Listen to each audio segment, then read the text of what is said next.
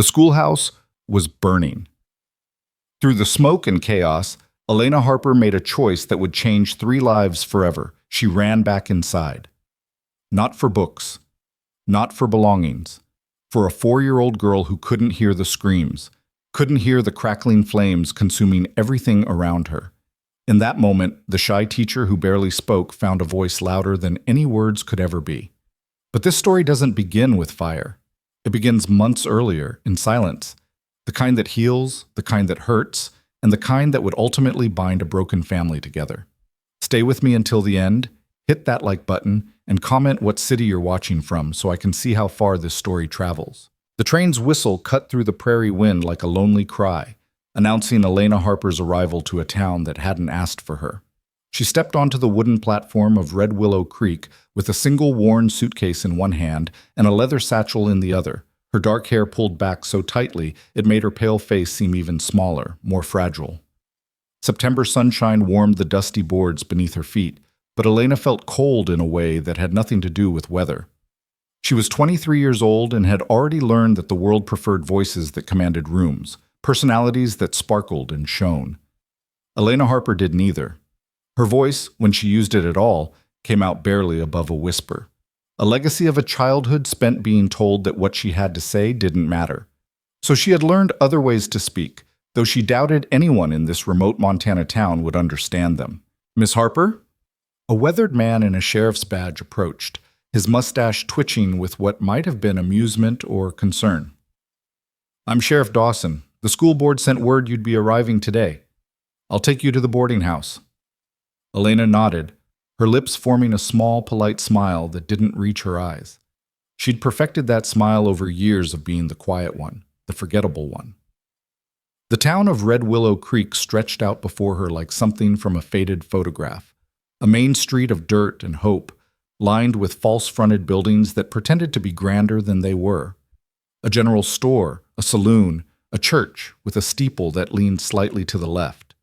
And beyond it all, the endless prairie rolled away in waves of golden grass, beautiful and terrifying in its vastness.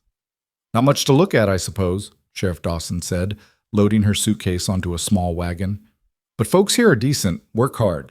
The children need a good teacher. Last one left to get married moved to Helena." "It's lovely," Elena said, so quietly that the sheriff had to lean in to hear her.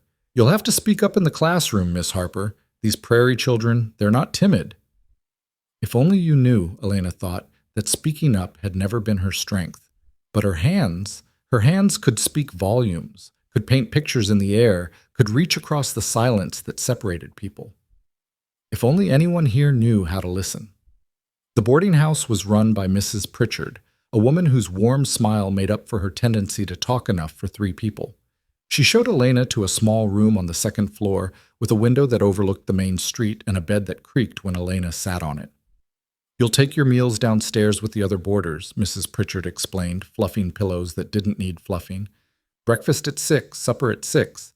The schoolhouse is just a 10-minute walk down Miller Road. You'll see it. 1 room, painted white, bell on top. Can't miss it. Classes start tomorrow morning. The children will be eager to meet you, I'm sure."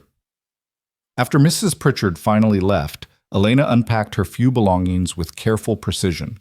2 simple dresses, her nightgown, a hairbrush, and 3 books, one on mathematics, one on American history, and one that she kept wrapped in cloth at the bottom of her suitcase.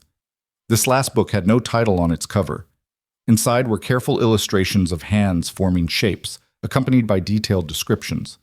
It was a manual on sign language, purchased years ago from a traveling teacher in Boston. Elena had learned to sign when she was 16, after meeting a deaf girl in the orphanage where she'd grown up. The girl's name was Margaret, and she'd been the first person who ever made Elena feel like silence could be a gift rather than a burden.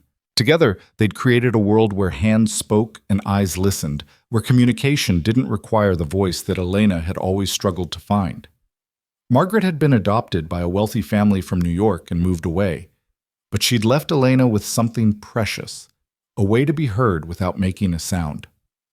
That evening, Elena walked to the schoolhouse alone, wanting to see her new domain before the children arrived. The building stood at the edge of town, surrounded by prairie grass that whispered in the evening breeze. It was indeed painted white, though the paint was peeling in places, and the bell tower rose against the darkening sky like a prayer. Inside, the single room smelled of chalk and old wood. Rows of desks faced a blackboard at the front. A pot-bellied stove sat in the corner, its pipe extending up through the ceiling. Books lined a shelf along one wall, not many, but enough. Elena ran her fingers along the worn spines, reading titles in the fading light. This would be her world now, these four walls, these children she hadn't met yet, this town that would probably never truly see her. Elena had learned not to expect more. She'd learned that people like her, quiet, orphaned, unusual, were meant to exist in the margins, to teach and serve, and eventually be replaced by someone more memorable. But as she stood in that empty schoolroom, watching dust motes dance in the last slanting rays of sunlight, Elena made herself a quiet promise. She might not matter much to this town, but she would matter to these children. Every single one of them would feel seen in her classroom. Every single one of them would know that their teacher, however quiet, cared deeply about who they were. She didn't know yet that one child in particular would change everything. The next morning arrived too quickly and too slowly at the same time. Elena woke before dawn, her stomach tight with nerves. She dressed in her best dress, a simple gray cotton that made her look like a mourning dove, and braided her hair into a crown around her head. In the mirror, she looked exactly like what she was. Young, uncertain, trying desperately to appear competent. The walk to the schoolhouse was beautiful in the early morning light. The prairie stretched out in every direction, painted gold and amber by the rising sun. A meadowlark sang from a fence post, its melody pure and sweet. Elena paused to listen, wishing for a moment that she could be like that bird, able to fill the air with song without fear or hesitation. But she wasn't a meadowlark. She was Elena Harper, and her voice would always be a whisper. The children began arriving at 8 o'clock. They came in groups and pairs, some walking from farms miles away, others spilling out of homes right in town. Elena stood at the door, greeting each one with that careful smile, learning names she knew she'd struggle to remember in her nervousness. "Good morning, I'm Miss Harper. What's your name?" "Tommy Fletcher, ma'am." "Good morning, I'm Miss Harper. What's your name?" "Sarah and Samuel Yates, ma'am. We're twins." "Good morning, I'm Miss Harper. What's your—" She stopped mid-sentence because a man was walking toward the schoolhouse, and even from a distance, Elena could see that he was different from the farmers and shopkeepers who'd brought the other children. He moved with the kind of confidence that came from wealth and power, his clothes too fine for a Tuesday morning, his boots expensive leather rather than worn work boots, and he was carrying a child. The girl in his arms looked about 4 years old, with golden curls that caught the sunlight and a white dress that probably cost more than Elena's entire wardrobe. But it wasn't the child's obvious privilege that made Elena's breath catch. It was the way the girl held herself, rigid and removed, her blue eyes staring at nothing in particular, her small hands clutched tight against her chest. Elena recognized that posture. She'd seen it in Margaret years ago. The man climbed the steps to the schoolhouse, and up close, Elena could see the exhaustion etched into his handsome features. He was perhaps 30, with dark hair and eyes the color of storm clouds. Those eyes held a kind of desperate hope that made Elena's heart ache. "Miss Harper?" His voice was deep, educated, touched with something Elena couldn't quite name. "I'm Jacob Bennett. This is my daughter Lily." Elena nodded, but her attention was entirely on the child. Lily's eyes never moved toward her father's voice. They didn't even flicker. "I wasn't sure about bringing her," Jacob continued, shifting his daughter's weight in his arms. "The previous teacher said it would be too difficult, that Lily couldn't learn with the other children. But I thought—" He paused, and Elena saw his jaw tighten. "I thought perhaps you might at least try. She's a bright child." She was speaking in full sentences before she got sick. "Scarlet fever," the doctor said. "It took her hearing but left everything else intact. I just need someone to see that, to see her." Elena felt something crack open inside her chest. This powerful man, who probably owned half the county, was standing before her with pleading eyes, asking her to see his daughter, to really see her. Without speaking, Elena stepped forward. She didn't reach for the child. That would have been too much, too fast. Instead, she simply positioned herself directly in Lily's line of sight and then, very slowly, very deliberately, she raised her hands. Her fingers moved through the air, forming shapes that had meaning, that had power. She signed the word hello, followed by the letters of her name, Elena. For a moment, nothing happened. Lily stared at her with those distant blue eyes, and Elena felt her heart sink. Perhaps the child was too young to understand, too far removed from the world to reach. But then, oh then, Lily's small hands unclenched from her chest. Her eyes, which had been looking at nothing, suddenly focused with laser intensity on Elena's fingers, and her mouth, which had been pressed into a tight line, parted slightly in wonder. Elena signed again, more slowly this time. "Hello, Lily." The child's hands lifted, trembling. Her fingers tried to form shapes, clumsy and uncertain. It wasn't quite right, wasn't quite accurate, but Elena understood. Lily was trying to say hello back. Elena felt tears prick her eyes but blinked them back furiously. She wouldn't cry, not now, not when she needed to be strong and professional. Instead, she smiled, a real smile this time, not the careful, polite one she gave to everyone else, and signed, "I see you." Lily's face transformed. It was like watching the sun break through storm clouds. Her eyes lit up, her mouth curved into a smile that showed tiny white teeth, and suddenly she was wiggling in her father's arms, reaching toward Elena with desperate enthusiasm. "What did you do?" Jacob's voice was rough, almost broken. "What did you say to her?" Elena turned to him, her own voice barely audible. "I told her hello. I told her I see her." "You know sign language." It wasn't a question. Jacob was staring at her as if she'd performed a miracle. "Yes." Elena reached out slowly, and Lily practically launched herself from her father's arms into hers. The child's small hands immediately went to Elena's face, touching her cheeks, her chin, her lips, trying to understand this person who spoke her language, who understood her world. Jacob stood there, his empty arms still held out, looking lost. "She hasn't smiled like that in 8 months. Not since the fever. I've hired tutors, brought in doctors from as far as Chicago. Everyone said she'd never learn, never connect, never be more than—" He couldn't finish the sentence. "Never be more than silent?" Elena finished quietly, settling Lily on her hip. The child was now playing with the collar of Elena's dress, completely at ease. "Silence doesn't mean empty, Mr. Bennett. Your daughter is full of words. She just needs someone who speaks her language." For a long moment, Jacob simply stared at her. Then, to Elena's surprise, his eyes filled with tears that he blinked away quickly, turning his face toward the prairie as if the distant horizon required his immediate attention. "Can you teach her?" he asked finally, his voice still rough. "Can you reach her?" "I can try." Elena adjusted Lily in her arms, feeling the child's heartbeat against her own chest. "But Mr. Bennett, I need you to understand something. Lily isn't broken. She doesn't need to be fixed. She needs to be understood, to be met where she is. If you're looking for someone to make her hearing come back, to make her the daughter you had before the fever, no." Jacob turned back to her, and the intensity in his eyes made Elena take a step back. "I don't want to change who she is. I just want her back. I want to see her smile again, to know what she's thinking, to understand what she needs. Can you give me that?"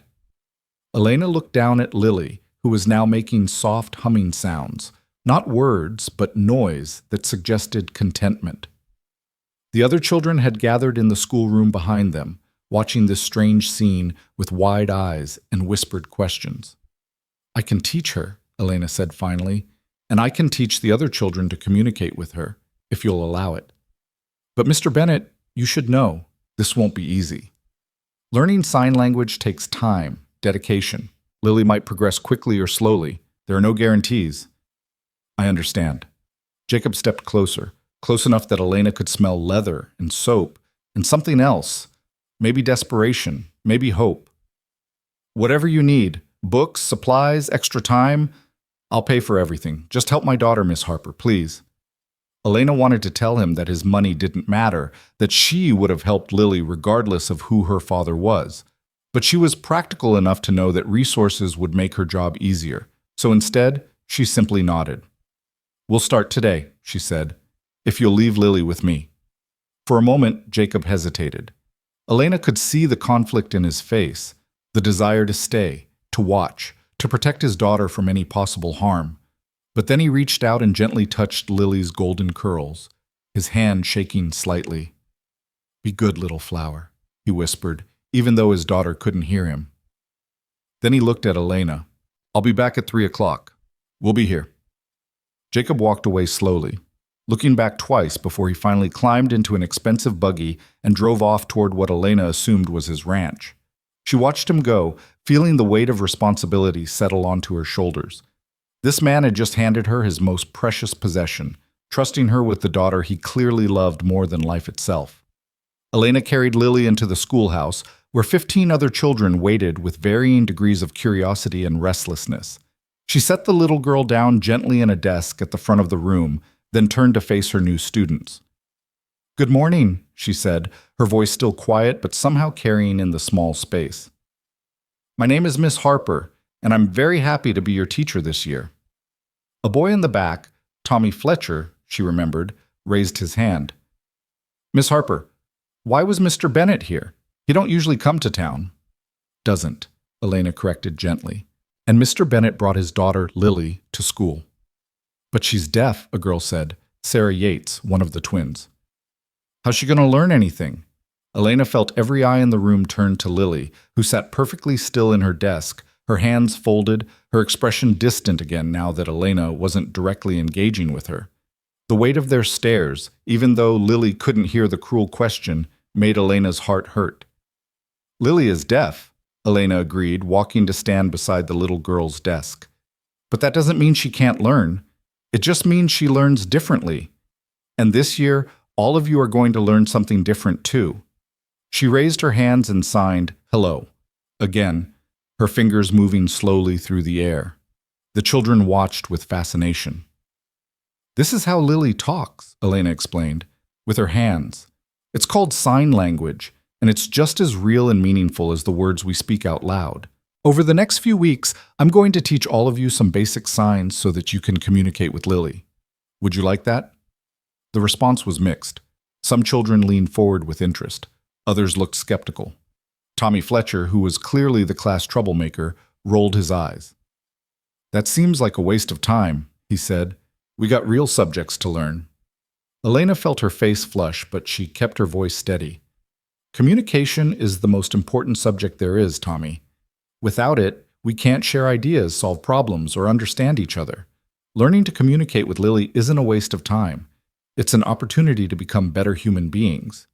She spent the rest of the morning teaching the children the manual alphabet, 26 hand shapes, one for each letter. Most of the students followed along with enthusiasm, their hands forming clumsy versions of the letters. Even Tommy participated, though he made a show of sighing dramatically every few minutes. But it was Lily who truly shone. The 4-year-old watched Elena's hands with absolute focus, then mimicked the shapes with surprising accuracy. When Elena signed the letter L, Lily's small hand formed a perfect replica. When Elena moved on to I, Lily followed immediately. By the end of the lesson, the child could spell her own name, her fingers dancing through the letters with obvious pride. Elena's heart swelled. This was why she taught. Not for the prestige or the comfortable salary. Teachers certainly didn't earn much of either. She taught for moments like this, when a child's face lit up with understanding, when learning became joy rather than obligation. At lunch, the children scattered into the yard with tin pails full of bread and cheese and apples. Elena took Lily outside as well, spreading a blanket under a cottonwood tree. She'd packed extra food that morning, somehow knowing she'd need it, and now she shared her lunch with the little girl while using every opportunity to sign. "Apple," she signed, holding up the red fruit. "A-P-P-L-E."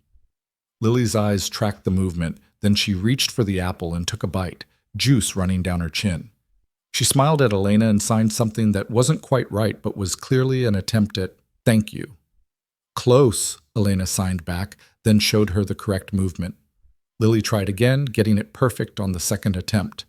They were so absorbed in their silent conversation that Elena didn't notice the audience gathering until she heard the whispers. "Would you look at that? The Bennett girl is actually learning something. That new teacher must be some kind of miracle worker." Elena looked up to find several townspeople standing at the edge of the schoolyard, watching with expressions ranging from amazement to suspicion. Among them was an older woman in an expensive dress, her gray hair perfectly coiffed, her mouth pressed into a line of disapproval. "Miss Harper," the woman's voice cut through the prairie air like a whip. "I'm Mrs. Thornton, head of the school board. Might I have a word?" Elena's stomach dropped, but she nodded, quickly signing to Lily to stay put and eat her apple. The child obeyed, though her eyes followed Elena anxiously. Mrs. Thornton led her several yards away, far enough that the children wouldn't overhear, but close enough that Elena could still see Lily. "I've heard some interesting things this morning," Mrs. Thornton began, her eyes cold despite the warmth of the day. "Jacob Bennet was seen leaving the schoolhouse, looking more animated than he's been in months, and now I see his daughter actually engaging with you. Quite remarkable." "Thank you," Elena said quietly, though something in Mrs. Thornton's tone suggested this wasn't a compliment. "I wonder, Miss Harper, if you understand the delicate position you're in." Mrs. Thornton clasped her hands in front of her ample bosom. "Jacob Bennet is the wealthiest man in 3 counties. He owns most of the land around Red Willow Creek, employs half the men in this town. He is also a widower who has been extremely protective of his daughter since his wife died in childbirth." Elena felt cold despite the September sunshine. "I don't understand what you're implying, Mrs. Thornton." "Don't you?" The older woman's eyebrows rose. A young, unmarried teacher, barely more than a girl herself, suddenly becomes the answer to Jacob Bennet's prayers, suddenly forms a miraculous connection with his lonely daughter. I'm sure you can see how that might appear to certain people. "I'm here to teach," Elena said, her whisper voice somehow finding steel. "That's all. Lily is deaf, and I happen to know sign language. There's nothing miraculous or suspicious about it. Perhaps." Mrs. Thornton's gaze swept over Elena, taking in her plain dress, her too tight hair, her complete lack of feminine wiles. "But you would do well to remember, Miss Harper, that this town talks. And once people start talking, it becomes very difficult to control the narrative. I suggest you maintain appropriate boundaries with Mr. Bennet and his daughter. Teach the child if you must, but don't forget your place." She walked away before Elena could respond, leaving her standing alone in the schoolyard, shaking with suppressed anger and hurt. "Don't forget your place." Elena had heard those words her entire life. At the orphanage, when she dared to dream of college. From the headmistress at her first teaching position in Boston, when she'd suggested new methods. From the world at large, which seemed to believe that quiet girls from nowhere should be grateful for whatever scraps they received. But looking across the yard at Lily, who was now attempting to sign Apple to a curious Sarah Yates, Elena felt something shift inside her. Maybe it was time to forget her place. Maybe it was time to make a new place entirely. The afternoon passed in a blur of lessons. Elena taught reading and arithmetic, geography, and penmanship. And through it all, she incorporated signs, simple ones that the children could learn while absorbing their regular studies. The letter A for apple in spelling lessons, the sign for 2 during mathematics, the gesture for book when discussing their readers. Most of the children took to it with enthusiasm. A few, like Tommy Fletcher, remained skeptical. But even Tommy couldn't completely hide his fascination when Elena spelled out his full name in sign language, her hands moving too quickly for him to follow. "Do it again," he demanded. "Slower this time." Elena complied, and this time Tommy's hands tried to mirror hers, stumbling through THOMAS. At 3 o'clock exactly, Jacob Bennet's buggy appeared in front of the schoolhouse. Elena had kept Lily by her side all afternoon, teaching her simple signs between lessons with the other children. Now the little girl sat contentedly at Elena's desk, drawing pictures with careful concentration. Jacob climbed the steps slowly, his eyes immediately finding his daughter. "How was she?" "Perfect," Elena said simply. "She learned 20 letters of the alphabet, 3 colors, and the signs for eat, drink, and home. She's remarkably bright, Mr. Bennet." "She is, isn't she?" Jacob's face transformed when he looked at Lily, all his careful control melting away into pure love. "I always knew that, even when everyone else said—" He stopped, shook his head. "Thank you, Miss Harper. Truly." Lily looked up then, sensing the vibration of footsteps on the wooden floor. When she saw her father, Her face lit up again, that same transformation Elena had witnessed that morning. But instead of simply reaching for him, Lily raised her small hands and signed something. It was clumsy, imperfect, but unmistakable. HELLOPAPA. Jacob froze. His mouth opened, then closed. His eyes filled with tears that this time he didn't try to hide. "She called me Papa," he whispered, his voice breaking. "She signed it. She called me Papa." "I taught her this afternoon," Elena explained softly. "I thought you'd want to know that word." Jacob knelt down, putting himself at Lily's eye level. His hands hung awkwardly at his sides, clearly unsure how to respond in his daughter's language. Elena stepped forward and guided his fingers into the right position, showing him how to sign "I love you." His hands were larger than hers, calloused from work despite his wealth, and they trembled as they formed the signs. But when Lily saw the message, she threw her arms around his neck, burying her face in his shoulder. Over the child's golden head, Jacob looked at Elena.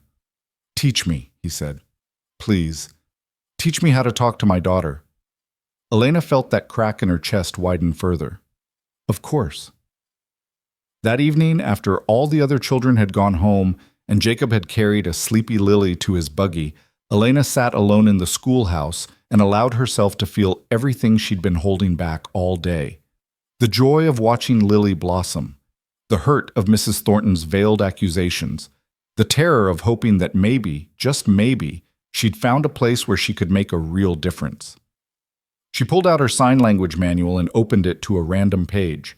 The illustrations looked back at her, hands frozen in meaningful gestures, communication captured in still images. Elena traced one drawing with her fingertip, remembering Margaret, remembering the loneliness of being different, remembering how it felt to finally be understood. Outside, the prairie wind whispered through the grass. Somewhere in the distance, a coyote called to the emerging stars. And in that one-room schoolhouse, Elena Harper made a decision that would change everything. She would teach these children. All of them, but especially Lily. She would give them the gift of communication, of connection, of understanding. She would show this town that silence wasn't emptiness, that different didn't mean less, that a 4-year-old girl who couldn't hear was still full of wisdom and wonder and worth. And if Mrs. Thornton and her gossips wanted to talk, let them talk. Elena had spent her whole life being invisible, being forgettable, being the quiet girl in the corner. Maybe it was time to be seen, truly seen, even if that visibility came with consequences. The next morning, Elena arrived at the schoolhouse early to find a package waiting on her desk. Inside was a thick stack of paper, several boxes of colored pencils, and a note written in bold, masculine handwriting. "For whatever you need, supplies, books, anything at all, just send word. Jacob Bennett." Elena ran her fingers over the expensive paper, the beautiful pencils. She knew accepting these gifts would only fuel the gossip, would give Mrs. Thornton more ammunition for her insinuations. But she also knew that Lily needed resources, needed materials that Elena's small teacher's salary couldn't provide. She kept the supplies. Over the next 2 weeks, a routine developed. Every morning, Jacob brought Lily to school, his hands forming more confident signs each day. Every afternoon, he returned to collect her, spending a few minutes asking Elena questions about signs and techniques. And every day, Lily bloomed a little more, her small hands becoming more articulate, her eyes more focused, her smile more frequent. The other children progressed too. Sarah Yates proved to have a natural talent for signing, her fingers quick and graceful. Her twin brother Samuel was slower but determined. Even Tommy Fletcher, despite his protests, learned enough to hold simple conversations with Lily during recess. But it was the way the children included Lily that truly moved Elena. She watched Sarah take Lily's hand during a game of tag, signing the rules so the younger girl could play. She saw Samuel share his lunch with Lily, signing cookie and trade before offering half his dessert. She even caught Tommy teaching Lily a slightly inappropriate sign for stupid during recess, then quickly teaching her smart when he noticed Elena watching. The classroom was transforming into exactly what Elena had dreamed, a place where every child felt seen, where differences were bridges rather than barriers, where silence and sound existed together in harmony. Then the whispers started. Elena first heard them at the general store, where she'd gone to purchase thread for mending her dresses. Two women stood near the fabric section, their voices loud enough to ensure she heard every word. "Did you see Jacob Bennett this morning? Actually smiling. I haven't seen him look that happy since before Margaret died. It's that new teacher. She's done something to him, mark my words. Oh, it's not him she's after. It's his money. Why else would a girl like that go to all this trouble for a deaf child? You think she's using the daughter to get to the father? What else could it be? She arrives in town with nothing, suddenly becomes indispensable to the richest man in 3 counties? It's calculated, I tell you." Elena's hands shook so badly that she dropped the spool of thread she'd been holding. It rolled across the floor, coming to rest at the feet of one of the gossiping women, who looked at her with barely disguised contempt. "Miss Harper," the woman said, her voice dripping with false sweetness, "we were just talking about what wonderful work you're doing with the Bennett girl. Such dedication." The word dedication sounded like an accusation. Elena picked up her thread, paid quickly, and fled the store. She made it back to the boarding house before the tears came. Angry tears, hurt tears, tears that tasted like every time she'd ever been misunderstood or judged unfairly. That night she wrote a letter of resignation. The words came easily, shaped by years of practice at disappearing when she became inconvenient. "Dear members of the school board, I regret to inform you that I must resign my position as teacher of Red Willow Creek School, effective at the end of this month. Personal circumstances make it impossible for me to continue. I apologize for any inconvenience. Sincerely, Elena Harper." She sealed the envelope and set it on her dresser, telling herself she'd deliver it in the morning. It was better this way. Better to leave before the gossip grew worse, before her presence damaged Lily's reputation or Jacob's standing in the community. Better to return to being invisible, to find another town where she could teach quietly and cause no trouble. But in the morning, when she went to get the letter, it was gone. Elena searched frantically through her room, thinking perhaps it had fallen behind the dresser or gotten mixed in with her other papers. But it was nowhere to be found. Someone had been in her room. Someone had taken her letter.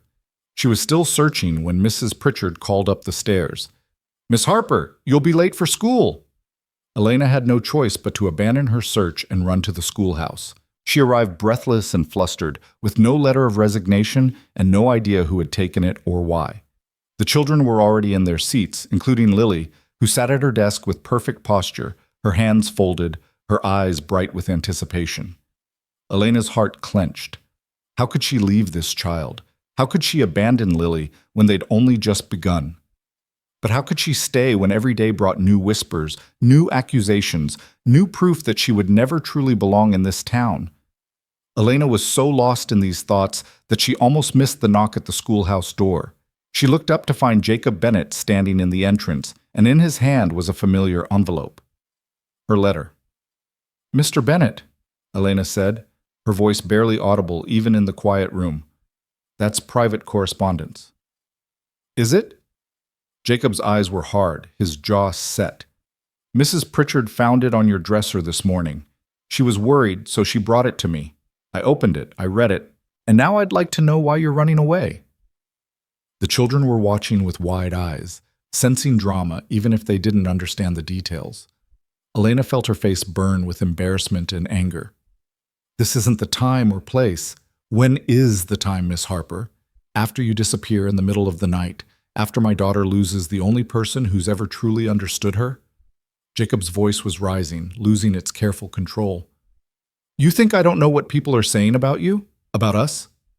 Elena flinched. So he did know. Of course he knew. A man like Jacob Bennett would hear every whisper, every speculation.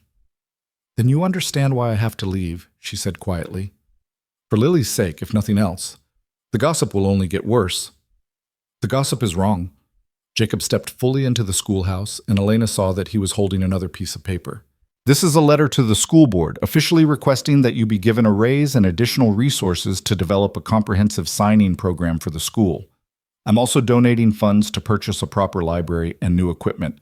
And I'm doing it publicly, Miss Harper, with my name attached, so everyone in this town knows exactly how valuable I think you are as a teacher." Elena stared at him, unable to process his words. "You can't do that. It will only make things worse." Worse for whom? Jacob's eyes flashed. Not for Lily. She's happier than she's been in 8 months. She laughs now. Did you know that? She laughs even though she can't hear the sound of it. Because you taught her that joy doesn't require sound. He walked to his daughter's desk and placed a hand on her shoulder. Lily looked up at him and signed, "Papa happy?" Jacob signed back, slowly, imperfectly, but clearly, "Yes, Papa happy." Then he turned back to Elena. "You asked me once to see my daughter as she is, not as I wish she would be. Now I'm asking you to see yourself the same way. Stop running from who you are, Miss Harper. You're an extraordinary teacher. You're changing lives. Don't let small-minded gossips take that away from you. Don't let them take it away from Lily." Elena felt tears streaming down her face. She never cried in front of people, never showed this kind of vulnerability. But Jacob's words had shattered something inside her, some old, scarred-over wound that had never properly healed. "I don't know how to fight them," she whispered. "I've never been good at fighting." "Then don't fight them." Jacob's voice softened. "Just keep doing what you're doing. Keep teaching. Keep being brilliant. The truth has a way of revealing itself, Miss Harper. Let your work speak for you." He placed her resignation letter on her desk, then very deliberately tore it in half. "Don't run," he said again. "Masul, please." Then he left, walking out of the schoolhouse with his head high, leaving Elena standing at the front of the classroom with her face wet and her hands shaking and 15 pairs of eyes watching her with varying degrees of understanding. Lily raised her small hand and signed, "Teacher sad?" Elena wiped her tears and signed back, "Teacher okay. Teacher staying." The smile that bloomed on Lily's face made every whisper, every cruel word, every moment of doubt worth enduring. Elena didn't run. She stayed. And though she didn't know it yet, her decision to remain in Red Willow Creek would set in motion a chain of events that would test every ounce of courage she possessed, and ultimately prove that the quietest voices sometimes speak the loudest truths. The weeks that followed Jacob's public declaration were both the best and worst of Elena's teaching career. Every morning brought new discoveries in the classroom, Lily mastering complex sentences and sign language, the other children creating their own signed conversations during recess, even shy Samuel Yates volunteering to demonstrate signs during lessons. But every afternoon brought fresh evidence that the town's opinion of Elena Harper was hardening like clay in a kiln. Mrs. Thornton's prediction had come true. The town was talking. Elena first noticed the change at church the following Sunday. She'd made a habit of sitting in the back pew, arriving late and leaving early to avoid conversation. But that morning, when she slipped into her usual spot, the family sharing the pew immediately gathered their belongings and moved to another row. Elena sat alone in the sudden space, feeling the weight of dozens of eyes on her back. After the service, she overheard 2 women near the door. Shameless, if you ask me, using that poor child to sink her hooks into Jacob Bennett. Well, what did we expect? She came from nothing. These types always have an angle. Elena walked past them with her head high, but once she reached the privacy of her boarding room, she sat on her bed and stared at her hands. These hands that could speak so eloquently in silence, that could reach Lily when no one else could. The town saw them as grasping, manipulative tools. Monday morning brought a surprise. When Elena arrived at the schoolhouse, she found a basket on the steps filled with fresh bread, jam, and a handwritten note. For Miss Harper, with gratitude.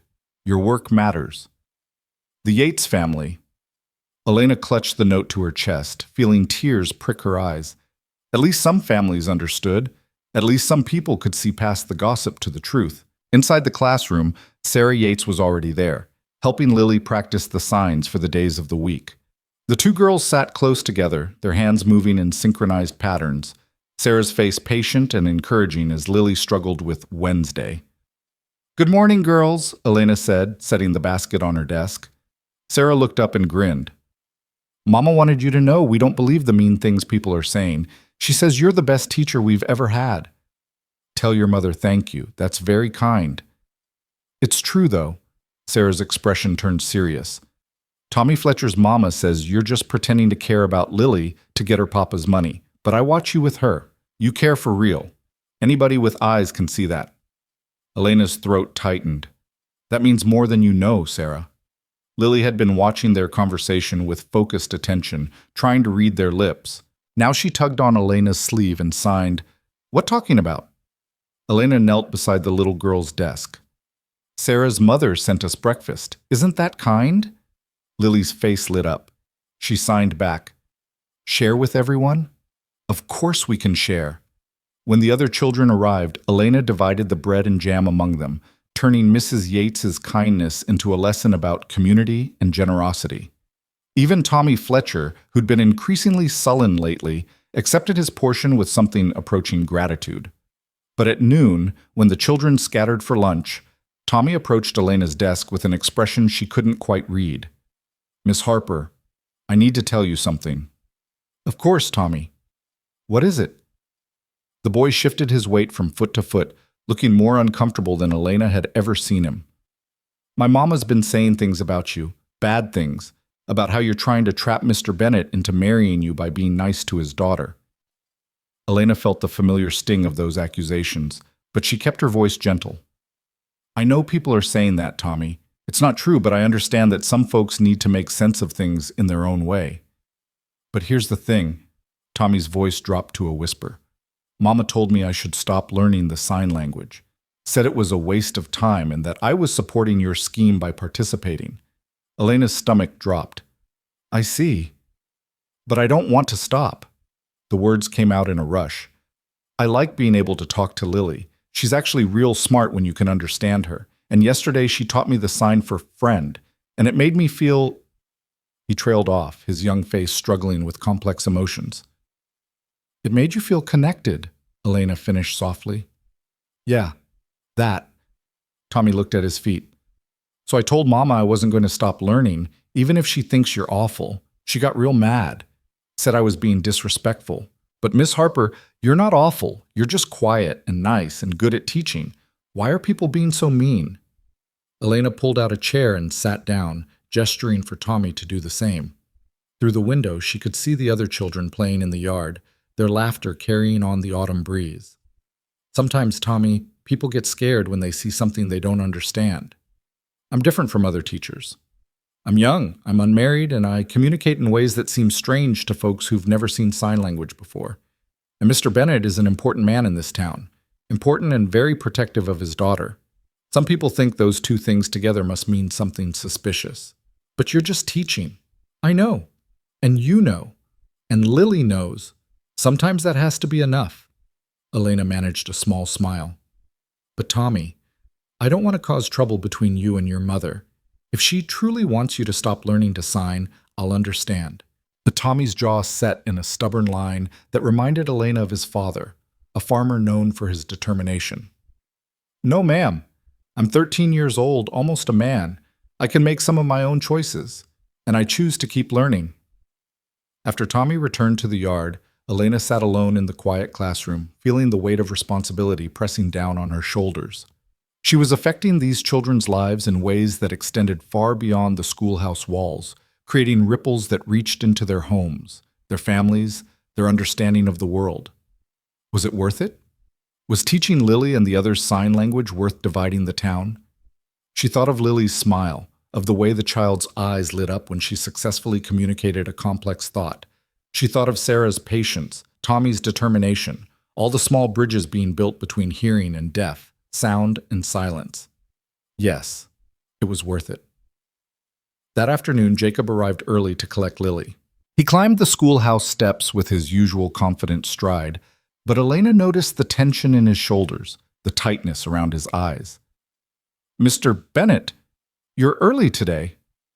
I wanted to speak with you before the other parents arrived." He glanced at Lily, who was showing Samuel a picture she'd drawn of a horse. "Can we step outside?" Elena's heart hammered as she followed him onto the porch. The prairie stretched before them, golden in the late afternoon light, beautiful and indifferent to human drama. "I've been hearing things," Jacob began without preamble. "Mrs. Fletcher came to my ranch yesterday. She said you were teaching her son to go against his mother's wishes. She accused you of turning the children against their parents." Elena felt her face flush. "That's not what happened. Tommy chose to continue learning sign language despite his mother's objections. I offered to respect her wishes, but he refused." I know. Jacob's expression softened slightly. I also heard from Mrs. Yates, who told me the opposite story, that you're inspiring her children to be more compassionate and inclusive. The problem is, Miss Harper, the town is splitting into factions, those who support your methods and those who think you're overstepping. Maybe I am overstepping. The words came out before Elena could stop them. Maybe teaching sign language to the whole class is too much, too fast. Maybe I should just work with Lily privately and leave the other children out of it. No. Jacob's response was immediate and firm. Lily needs peers who can communicate with her. She needs to be part of a community, not isolated as some special case. What you're doing is exactly right. Then why do you look so troubled? Jacob ran a hand through his dark hair, messing the careful styling. Because I'm worried about you. The gossip is getting crueler. Yesterday at the general store I heard Mrs. Thornton tell someone that you were practically living at my ranch, that I'd been seen visiting you alone at the schoolhouse after hours, that it was only a matter of time before scandal erupted. Elena felt sick. But none of that is true. You bring Lily in the morning and collect her in the afternoon, always when other children are present. We've never been alone together except right now, Jacob finished grimly, which is exactly the kind of thing they'll twist into something improper. They stood in silence for a moment, both painfully aware that this conversation itself would likely fuel more speculation. Elena could see Mrs. Henderson across the street, pausing in her walk to watch them with undisguised interest. I should go back inside, Elena said quietly. Wait. Jacob caught her arm gently, then immediately released it as if the touch had burned him. I want you to know something. I don't care what they say about me. I'm used to being talked about. It comes with money and position. But I do care what they're saying about you. You don't deserve this, Miss Harper. You're doing nothing wrong. Except being young and unmarried and good at my job. A ghost of a smile crossed Jacob's face. Yes, those are apparently cardinal sins in Red Willow Creek. His expression sobered again. But there's something else you should know. The school board is meeting next week. Mrs. Thornton is called for a review of your teaching methods and what she calls the appropriateness of your conduct. Elena's breath caught. They're going to fire me. Not if I have anything to say about it. I'm the largest donor to the school. My voice carries weight. Which is exactly what they're accusing me of exploiting. Elena felt trapped, caught in a web not of her own making. Don't you see, Mr. Bennett?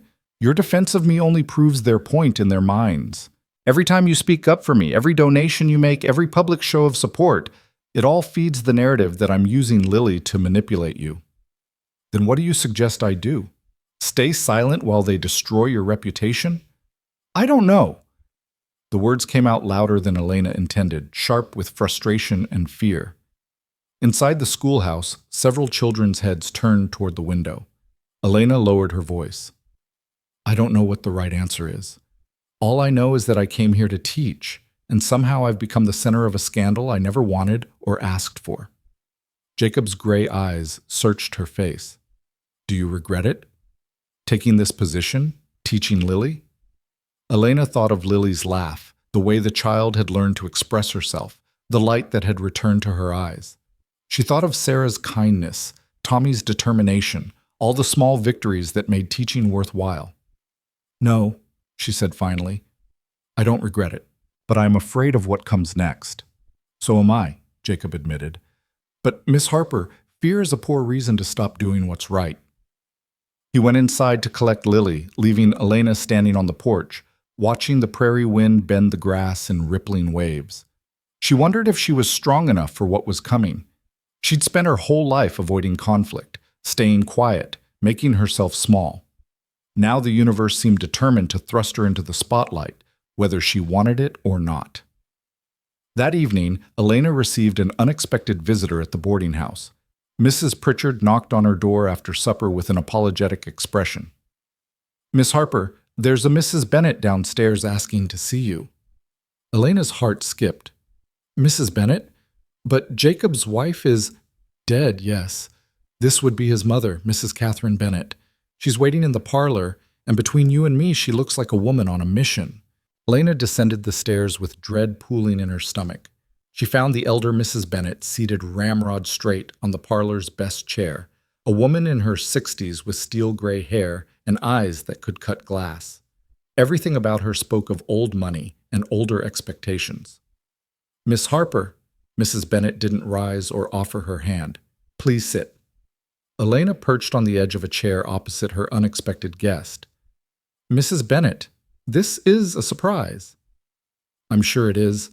I don't normally make social calls, particularly not on young women of questionable judgment." The older woman's tone could have frozen fire. "However, circumstances require us to speak plainly." "I'm listening." "My son has become attached to you, or rather, attached to what you represent, hope for his daughter. I watched him lose his wife in childbirth, watched him nearly destroy himself, trying to reach a child he could no longer understand. Then you arrived, and suddenly Lily was communicating again, smiling again. Jacob saw you as an answer to prayer." Elena said nothing, sensing there was more to come. "The problem, Miss Harper, is that Jacob is confusing gratitude with something else. He sees you every day. He watches you with his daughter, and he's a lonely man who hasn't looked at a woman since Margaret died." Mrs. Bennet leaned forward. "I'm not blind. I've seen the way he looks at you." Elena's face burned.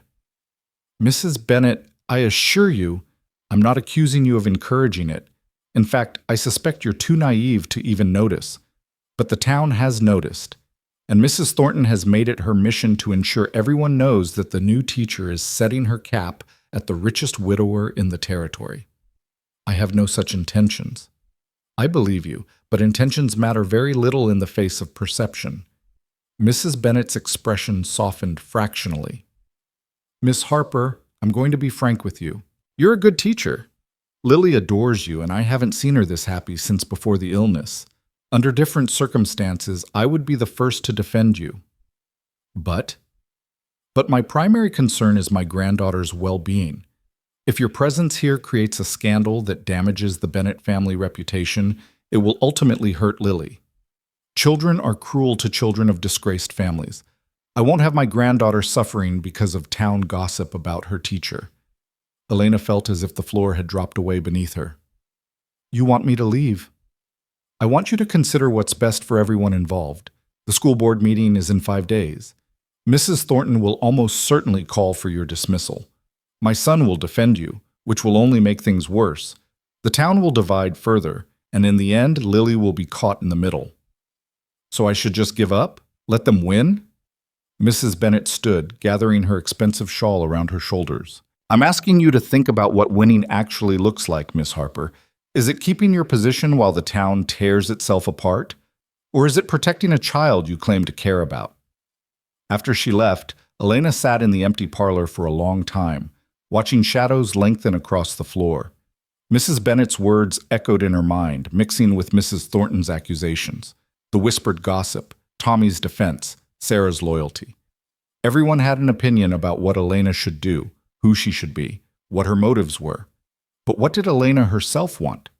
She'd spent so long trying to be invisible, to avoid causing trouble, that she'd forgotten how to fight for anything. The orphanage had taught her to be grateful for scraps. Her first teaching position had taught her to never question authority. Every experience had reinforced the lesson. People like Elena Harper didn't make waves, except she had made waves, big ones, and now people were drowning in them. The next 3 days passed in a blur of tension. Elena taught her classes mechanically, going through the motions while her mind churned with impossible decisions. The children sensed something was wrong, even Lily, who watched Elena with increasingly worried eyes. On Wednesday afternoon, Sarah Yates stayed after class to help clean the blackboard. As they worked in comfortable silence, the girl suddenly spoke. "Miss Harper, are you leaving us?" Elena's hand froze mid-wipe. "Why would you think that?" "Because you look like my aunt did before she left Montana to go back east. Sad and scared and like you're already somewhere else in your head." Sarah set down her eraser and faced Elena directly. "The other kids have been talking. They say the school board is going to fire you because Mrs. Thornton thinks you're trying to marry Mr. Bennet." "Sarah, but that's stupid. You're not trying to marry anybody. You're just teaching Lily and the rest of us." "Why is that wrong?" Elena sank into her chair, suddenly exhausted. It's complicated, Sarah. It's not complicated, it's just mean. The girl's voice was fierce with conviction. Mama says sometimes people would rather tear down something beautiful than admit they were wrong. She says Mrs. Thornton has been jealous of the Bennets for years because they have more money and standing, so now she's taking it out on you. Your mother is very wise. She also says you shouldn't let them chase you away. But you're thinking about leaving, aren't you? Elena looked at this brave, perceptive child and decided she deserved honesty. I'm thinking about what's best for Lily and for all of you. If my staying causes more harm than good, how could teaching us cause harm? Sarah's eyes filled with frustrated tears. You've taught me to talk with Lily. You've shown Tommy that being kind is stronger than being mean. You've made this whole classroom better. How is that harmful? Before Elena could answer, the schoolhouse door burst open. Jacob stood in the doorway, his face pale, his breathing ragged as if he'd been running. Elena. Her name came out raw, urgent. I need you to come with me. Now. It's Lily. Elena's heart stopped. What happened? She wandered away from the house. We can't find her. I've had ranch hands searching for 2 hours, but the prairie... His voice broke. She can't hear us calling. If she's hurt or lost, she won't be able to tell us. Please. You understand her better than anyone. Help me find my daughter. Elena didn't hesitate. She grabbed her shawl and ran toward Jacob's waiting horse, with Sarah racing behind them. I can help search too, the girl called. Jacob helped Elena onto the horse, then swung up behind her. Get your father and brothers, Sarah. Tell them to meet us at the Bennett Ranch. We need everyone. They rode hard across the prairie, the wind whipping Elena's hair loose from its pins. She was pressed against Jacob's chest, could feel his heart hammering with fear, but there was no time to worry about propriety or gossip. Somewhere out there, a 4-year-old girl was alone and silent in a vast, indifferent landscape. Tell me everything, Elena said over the thunder of hooves. When did you last see her? 2 hours ago, she was playing in the garden while I met with my foreman. When I looked again, she was gone. We found her doll near the fence line, but no other trace.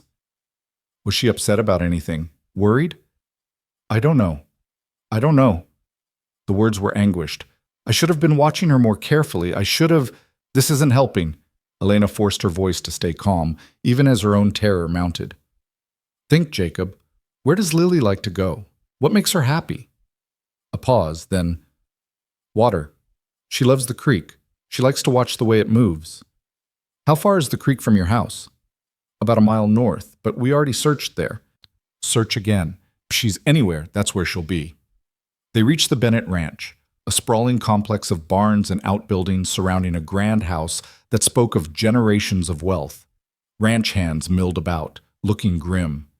Mrs. Bennett emerged from the house, her composed face cracking when she saw Elena. Have you found her? Not yet, Jacob said, dismounting and helping Elena down. We're going back to the creek. Elena thinks... I don't care what she thinks. The older woman's control finally shattered. This is your fault, Miss Harper. If you hadn't made my granddaughter so confident, so independent, she never would have wandered off alone. The accusation hit Elena like a physical blow, but she had no time to defend herself. Mrs. Bennett, I understand you're frightened, but right now we need to find Lily. Blame me later. Jacob was already remounting. Mother, organize search parties. Have them fan out from the house in all directions. Elena and I will take the creek. They rode north through tall grass that whispered and swayed, hiding 1,000 dangers. Elena's mind raced through scenarios, each worse than the last. Lily could have fallen, injured herself, be lying somewhere unable to call for help. She could have gotten turned around, lost in the sameness of the prairie. She could have encountered a snake, a wild animal, any number of threats. The creek appeared suddenly, a ribbon of water cutting through the grass, its banks lined with cottonwood trees. Jacob dismounted and called his daughter's name, even though they both knew it was useless. Spread out, Elena said, sliding from the horse. I'll go downstream, you go up. If she's here, we'll find her. Elena walked along the creek bank, her eyes scanning every shadow, every cluster of bushes. The water burbled peacefully, indifferent to her panic. Above, the sun was beginning its descent, painting the sky in shades of amber and rose. In a few hours, darkness would fall, making the search nearly impossible. Please, Elena thought, please let her be safe. She'd walked perhaps a quarter mile when she saw it, a flash of white among the green and brown of the landscape. Elena's heart leaped as she ran toward it, stumbling over rocks and roots in her haste. Lily sat at the water's edge, her white dress muddy and torn, her golden curls tangled with leaves. But she was alive, conscious, seemingly unhurt. The little girl was focused intently on the water, watching minnows dart through the shallows, completely unaware that she'd caused a crisis. Elena approached carefully, not wanting to startle her. When she was close enough, she stepped into Lily's line of sight and signed, "Hello, little one?" Lily looked up and her face broke into a radiant smile.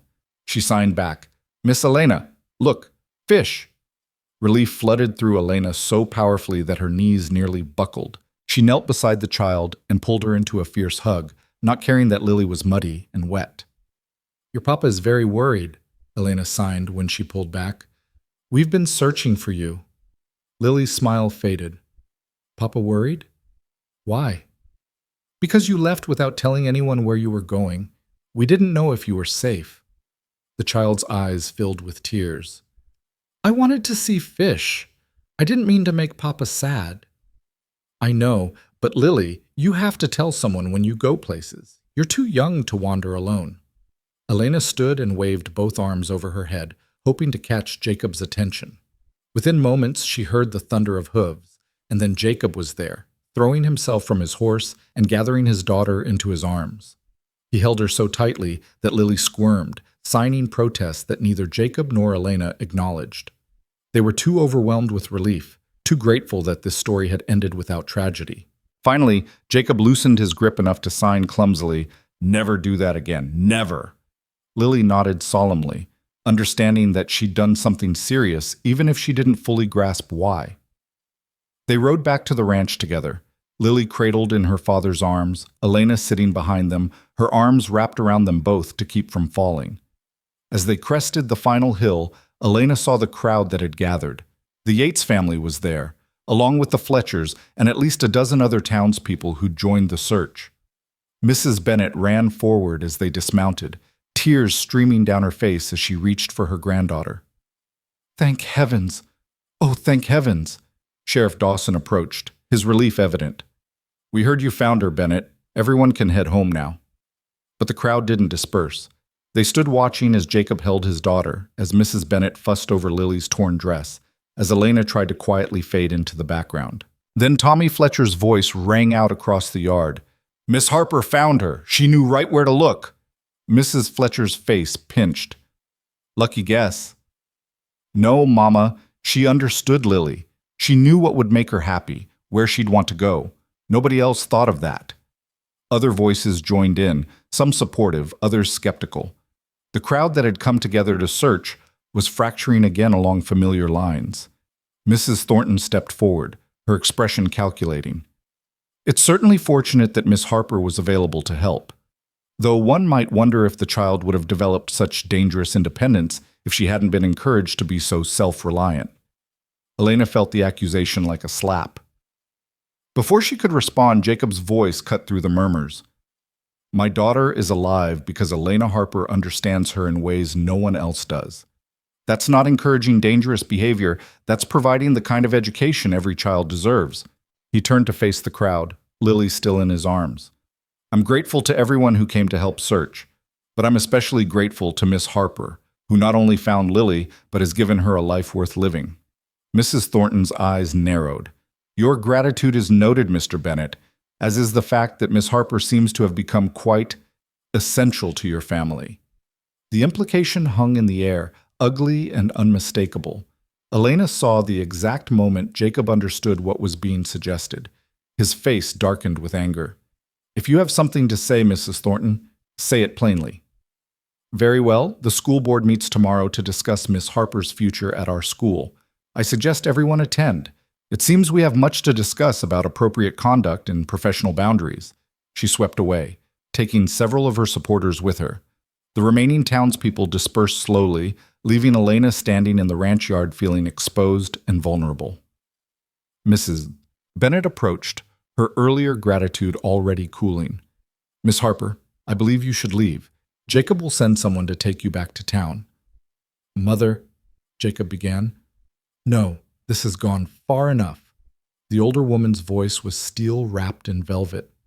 Miss Harper, you've been kind to my granddaughter, and I'm grateful you found her today, but your presence is tearing this community apart. Tomorrow's board meeting will only make things worse. Elena knew she was right. She also knew that leaving now, slinking away after finding Lily, would only confirm everyone's worst suspicions.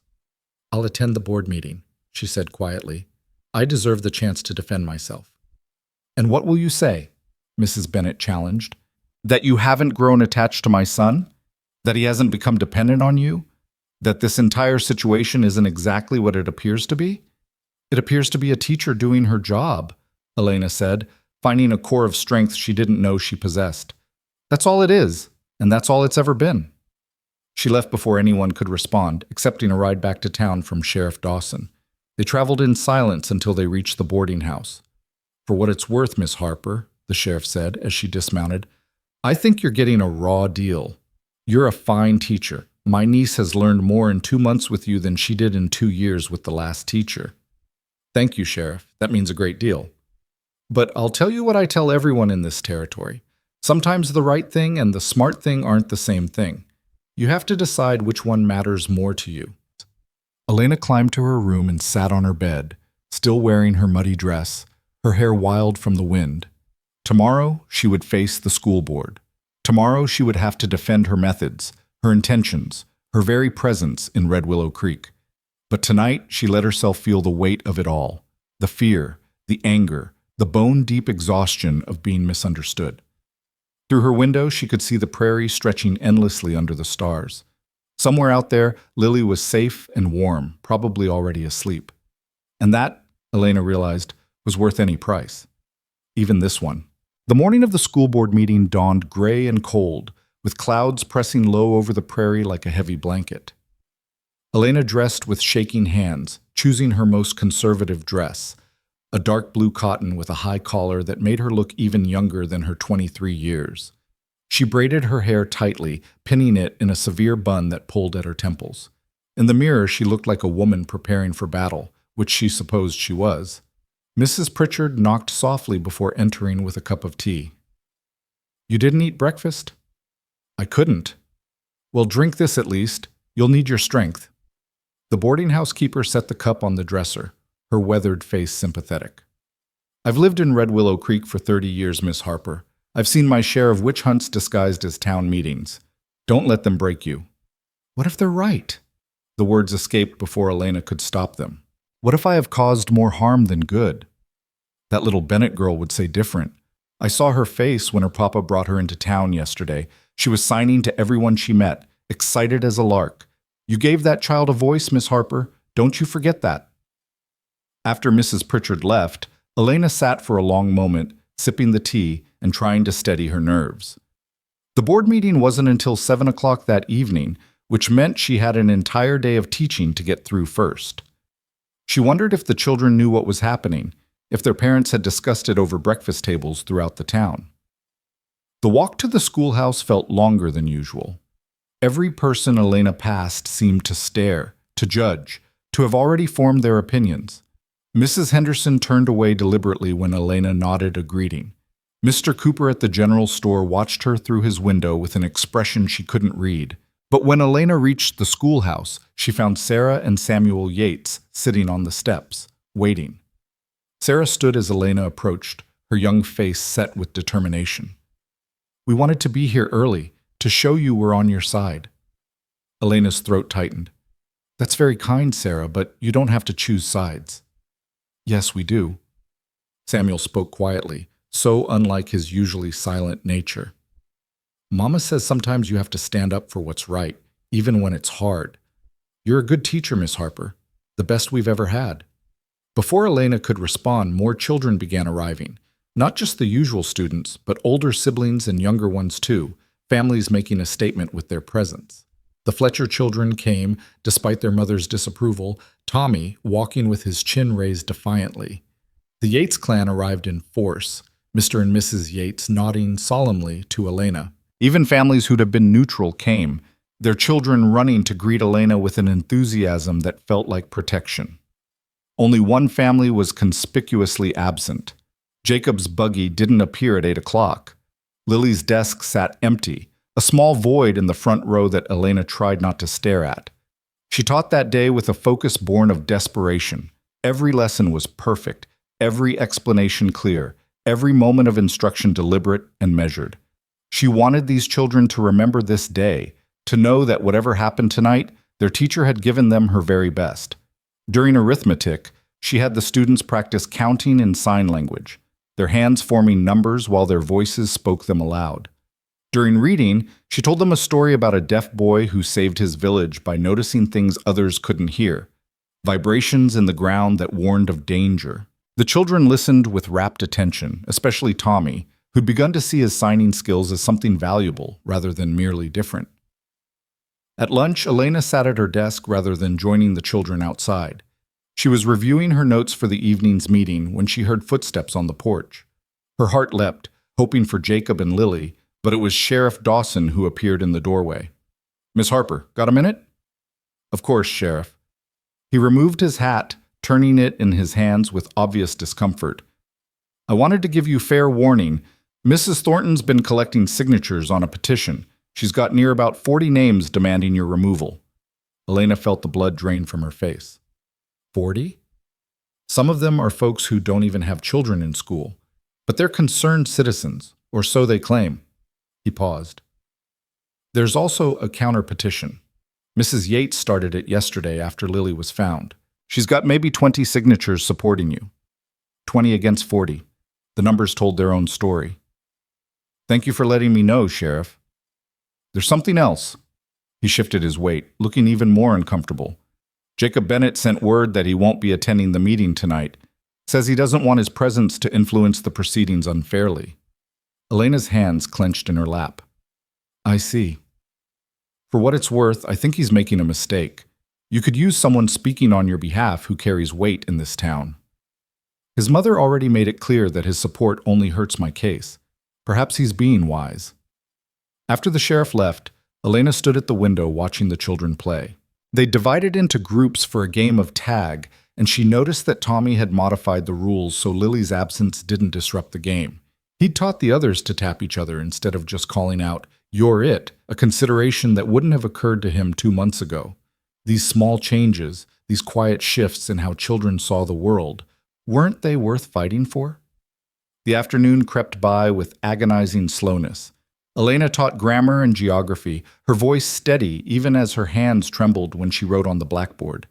At 3 o'clock, parents began arriving to collect their children, and Elena felt the weight of their stares, their whispered conversations just outside her hearing. Mrs. Fletcher came for Tommy and his younger sister. The boy hesitated at the door, looking back at Elena with worried eyes. "Will we see you tomorrow, Miss Harper?" "I hope so, Tommy." "You better be here. I still need to learn the sign for birthday. Mine's next week."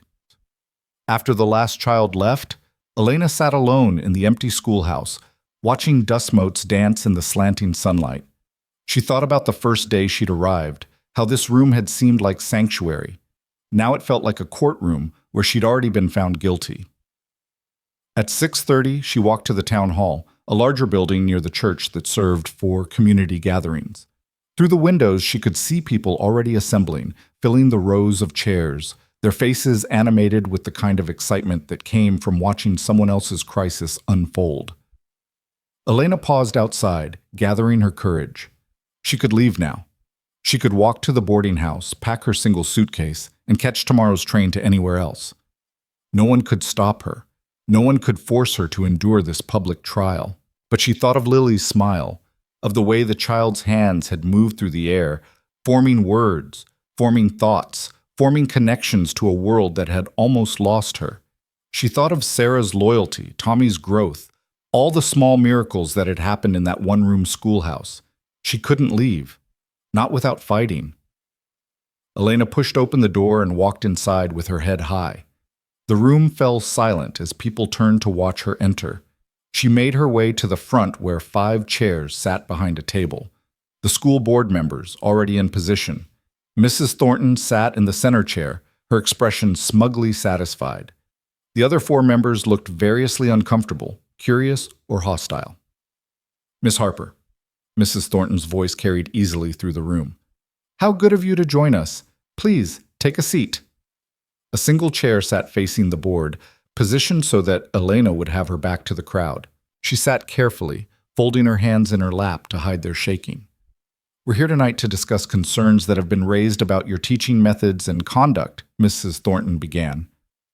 Several members of our community have expressed worry that you are overstepping appropriate boundaries, both in your curriculum and in your personal associations. Do you have anything to say before we hear from the concerned citizens? Elena's mouth was dry. I'd like to hear the specific charges against me before I respond. Mrs. Thornton smiled thinly. Very well. Mrs. Fletcher, would you like to begin? Tommy's mother stood, her face pinched with righteous anger. My son has been learning this sign language instead of focusing on proper subjects. When I told him to stop, he defied me, saying his teacher had made it important. Miss Harper is teaching children to disobey their parents. I never told any child to disobey their parents, Elena said quietly. I offered to respect your wishes, Mrs. Fletcher. Tommy chose to continue learning on his own. Because you made him feel guilty for not doing so. You've manipulated these children into thinking sign language is necessary when it's nothing but a parlor trick to make yourself seem indispensable. Other voices joined in, building on each other's accusations. Mr. Henderson claimed Elena was spending too much time on Lily Bennett at the expense of other students. Mrs. Collins insisted that teaching sign language was taking time away from mathematics and proper English. On and on it went, a litany of complaints that all circled back to the same theme. Elena was different, therefore dangerous. Through it all, Elena sat silent, letting the words wash over her. She'd learned long ago that defending yourself against people who'd already decided you were guilty was pointless. Better to let them exhaust themselves. Finally, Mrs. Thornton raised a hand for silence. And what of the more serious charge, Miss Harper? The accusation that you've cultivated an inappropriate relationship with Jacob Bennett under the guise of helping his daughter? Elena lifted her chin. I have a professional relationship with Mr. Bennett as the parent of one of my students, nothing more. Yet he's been seen visiting you alone at the schoolhouse after hours. He arrives with other parents when collecting his daughter. Any conversations we've had have been about Lily's education. He's made substantial donations to the school on your behalf. He's made donations to benefit all the students, not just me. He rode alone with you across the prairie yesterday to search for his lost child. Would you have had me refuse to help? Mrs. Thornton leaned forward, her eyes glinting.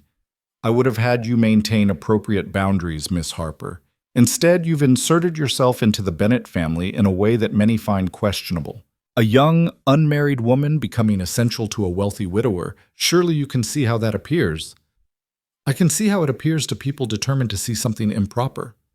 Elena felt her control slipping, anger finally breaking through her careful composure. But their dirty minds don't make my actions dirty. I'm a teacher doing my job. If that threatens you, Mrs. Thornton, perhaps the problem isn't with me. Gasps rippled through the crowd. No one spoke to Mrs. Thornton that way. The older woman's face flushed red. How dare you? The door at the back of the hall burst open with a bang that made everyone jump. Jacob Bennett stood in the entrance, his hair disheveled, his expensive coat missing, his face etched with panic. Fire! He shouted. The schoolhouse is on fire! For a moment, no one moved, too shocked to process his words. Then chaos erupted as people leaped from their chairs and rushed for the door. Elena ran with them, her heart hammering against her ribs. She could smell the smoke before she saw the flames, acrid and sharp, carried on the evening breeze. As they rounded the corner onto Miller Road, Elena saw orange light flickering through the schoolhouse windows, smoke pouring from gaps in the roof. Someone must have left the stove burning, Sheriff Dawson shouted, already organizing men to form a water line from the nearest well. Everyone who can carry a bucket, get moving. But Elena wasn't thinking about the building or the books or her carefully prepared lessons. She was thinking about the attendance register she kept in her desk drawer. the one that listed every student's name and address. She was thinking about the children's artwork pinned to the walls, their small accomplishments preserved in drawings and handwriting samples. She was thinking about the sign language manual wrapped in cloth at the bottom of her desk, the book that had been her connection to Margaret, her link to everything that mattered. She started toward the burning building. Jacob caught her arm. "Elena, no, it's too dangerous." "My things are in there. The children's work, it's just things. They can be replaced." But Elena pulled free, driven by something stronger than logic. That schoolhouse held more than belongings. It held proof that she'd mattered, that she'd made a difference, that these months in Red Willow Creek had meant something. She ran up the steps and through the door before anyone could stop her. The heat hit her like a physical wall, stealing her breath. Smoke filled the room, thick and choking, making her eyes stream. The flames had started near the stove in the corner and were spreading across the wooden floor with horrifying speed. Elena dropped to her hands and knees where the air was clear and crawled toward her desk. She could hear shouting behind her, people calling her name, but it sounded distant and unimportant. Her hand found the desk drawer and yanked it open. The attendance register was there, and beneath it, her precious manual. She grabbed both books and turned to crawl back out. But in the few seconds it had taken to reach her desk, the fire had spread. Flames now blocked the doorway, reaching toward her with hungry orange fingers. Elena's mind went blank with terror. She couldn't breathe, couldn't think, couldn't... Movement caught her eye. Through the smoke, through the impossible heat, she saw a small figure huddled beneath a desk in the far corner. A figure with golden curls and a white dress. Lily. Time seemed to stop. Elena understood in that instant what must have happened. Lily had hidden in the schoolhouse, perhaps playing after hours, perhaps drawn back by some childish impulse.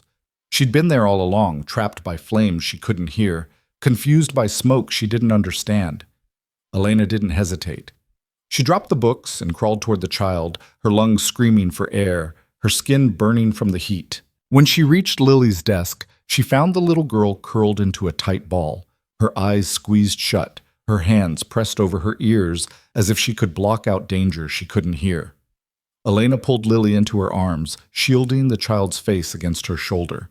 She needed to get them both out, needed to find a way past the flames, but the fire had spread too far. The doorway was completely blocked now, and the windows were too high for Elena to reach while carrying Lily. They were trapped. Elena's teaching instincts took over. She positioned herself between Lily and the worst of the flames, using her body as a shield. The child was coughing now, struggling against Elena's grip, terrified and confused. Elena pulled back just enough to make eye contact, to position her hands where Lily could see them. She signed one word: "Run." Lily shook her head frantically, clinging to Elena's dress.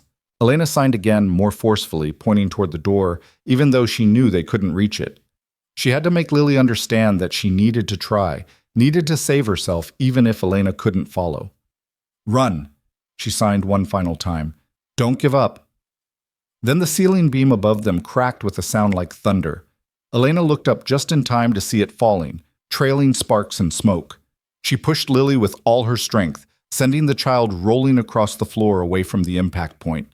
The beam hit Elena's shoulder and back, driving her to the floor under its crushing weight. Pain exploded through her body, white-hot and all-consuming. She felt her hands, her precious hands, slam against the burning floorboards, felt flesh meet fire. Through the pain, Elena saw Lily scrambling to her feet, saw the child's mouth open in a scream Elena couldn't hear over the roar of the flames. She tried to sign "run" again, but her hands wouldn't obey. They were a mass of agony, useless and broken. The last thing Elena saw before darkness claimed her was Jacob Bennett crashing through a window, glass shattering around him, his arms reaching for his daughter. The last thing she felt was relief that Lily would be safe. Then there was nothing but fire and pain and the certain knowledge that she was going to die. She woke to the smell of smoke and the sound of sobbing. Her entire body felt like one massive burn, every nerve screaming in protest. She tried to move and couldn't, tried to speak and managed only a weak groan. "She's awake!" The voice was young, female, Sarah Yates. "Dr. Morrison, she's awake!" Footsteps approached, and then a weathered face swam into view above her. Dr. Morrison, the town physician, looked tired and grim. "Miss Harper, can you hear me?" Elena managed a tiny nod, even that small movement sending pain cascading through her. "You're at the Bennett Ranch. Jacob carried you out of the fire. You've been unconscious for 3 hours." The doctor's expression was grave. "You have severe burns on your back and shoulders, some smoke damage to your lungs. But Miss Harper, your hands—" Elena tried to lift them, to see for herself, but they were wrapped in thick bandages. Even the attempt to move them sent such sharp pain through her arms that she gasped. "The burns on your hands are severe," Dr. Morrison continued quietly. "Second and third degree in places. I've done what I can, but Miss Harper, you need to understand, there's a good chance you'll never regain full use of them. The damage to the nerves and tendons—" Elena heard the words as if from a great distance. Her hands. The hands that spoke when her voice wouldn't. The hands that had reached Lily, that had connected her to the world, that had been her greatest gift. Gone. "Lily?" The word came out as barely a whisper. "Safe. Thanks to you." Dr. Morrison's voice softened. "Jacob said you shielded her with your own body, pushed her out of the way when the beam fell. You saved that child's life, Miss Harper." "Where is she?" "Right outside with her father. They've been waiting for you to wake up." The doctor stood, his joints creaking. "I'll let Jacob know you're conscious, but Miss Harper, you need to rest. Your body has been through a tremendous trauma." After he left, Elena lay staring at the ceiling, trying to comprehend the magnitude of what she'd lost. Without her hands, how could she teach sign language? How could she communicate with Lily? How could she be anything other than a burden, a broken thing to be pitied? The door opened softly. Jacob entered first, carrying Lily in his arms. The little girl's face was clean but streaked with the tracks of old tears. Her dress changed, but her eyes still wide with residual fear. When Lily saw Elena, she struggled in her father's arms, reaching toward the bed with desperate hands. She was signing frantically, Miss Elena, scared, hurt, sorry," the words tumbling over each other in her panic to communicate. Jacob set her down gently on the bed beside Elena, careful not to jar the injured woman. Lily immediately curled into Elena's side, as close as she could get without touching the bandaged hands or burned shoulders. "The doctor says you'll recover," Jacob said, his voice rough with emotion he wasn't trying to hide. "But it will take time. Your hands especially—" "I know." Elena couldn't bear to hear the prognosis repeated. "How did she get in the schoolhouse?" "We think she snuck away from the ranch after I left for the meeting. She wanted to see you, to make sure you were all right. Mrs. Thornton had been telling people you'd be fired tonight, and somehow Lily heard about it. She was hiding in the schoolhouse, probably planning to surprise you when you returned from the meeting." Guilt crashed over Elena. If she'd never come to Red Willow Creek, Lily would never have been in danger. If she'd just accepted the town's judgment and left quietly, none of this would have happened. "This is my fault," she whispered. "Don't." Jacob's voice was sharp. "Don't you dare blame yourself. That fire started because someone didn't bank the stove properly. Probably one of the board members who used the schoolhouse for their meeting earlier in the week. And Lily was there because she loves you, because you've given her something precious. You're not to blame for anything, Elena. You're a hero." "I don't feel like a hero." Elena looked at her bandaged hands, useless lumps at the ends of her arms. "I feel like I've lost everything." Lily had been watching their conversation, trying to read their lips. Now she lifted her small hands and signed something, her movements precise and clear despite her young age. "Don't give up." Elena's breath caught. Those were the words she'd signed to Lily in the fire, her final message before the beam fell. The child had understood. She'd remembered. "She's been signing that all evening," Jacob said quietly. "Every time someone tries to comfort her, every time I tell her everything will be all right, she just signs those 3 words over and over." Elena wanted to respond, wanted to sign back that she wouldn't give up, that she'd find a way to recover. But her hands were trapped in bandages, and even if they weren't, the pain would have made signing impossible. For the first time in her life, Elena understood what it was like to be truly voiceless. Not quiet, not shy, voiceless. Unable to communicate in the way that mattered most, trapped in a silence that felt like suffocation. I can't sign to her, Elena said, tears spilling down her cheeks. I can't tell her I'm all right, that I understand, that I love. She stopped, horrified by what she'd almost said. But Jacob heard it anyway. Then I'll tell her for you. I'll learn to sign properly, to speak for you until your hands heal. Jacob, you don't understand. Dr. Morrison said I might never. I don't care what he said. You're going to recover because you're strong, because you don't give up, because. His voice broke. Because we need you, both of us. This town might not know it yet, but we need you. Through the window, Elena could see townspeople gathering in the yard below. Word must have spread about the fire, about Lily being rescued, about Elena's injuries. She recognized faces in the crowd. Mrs. Yates looking worried, Tommy Fletcher with his parents, even Mrs. Thornton standing apart from the others with an expression that might have been shame or might have been calculation. They're all talking about what happened, Jacob said, following her gaze. About how you ran into a burning building to save your belongings, then stayed to rescue Lily when you could have escaped. Sarah Yates has been telling everyone who will listen that you're a hero. Tommy Fletcher punched a boy who said you only went in there to make yourself look good. What will they think when they find out I can't teach anymore, when they realize I'm useless? You're not useless.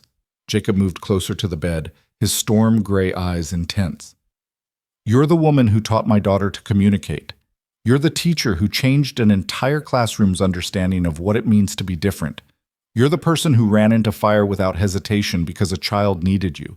Your hands don't define your worth, Elena. But they did. Elena knew they did.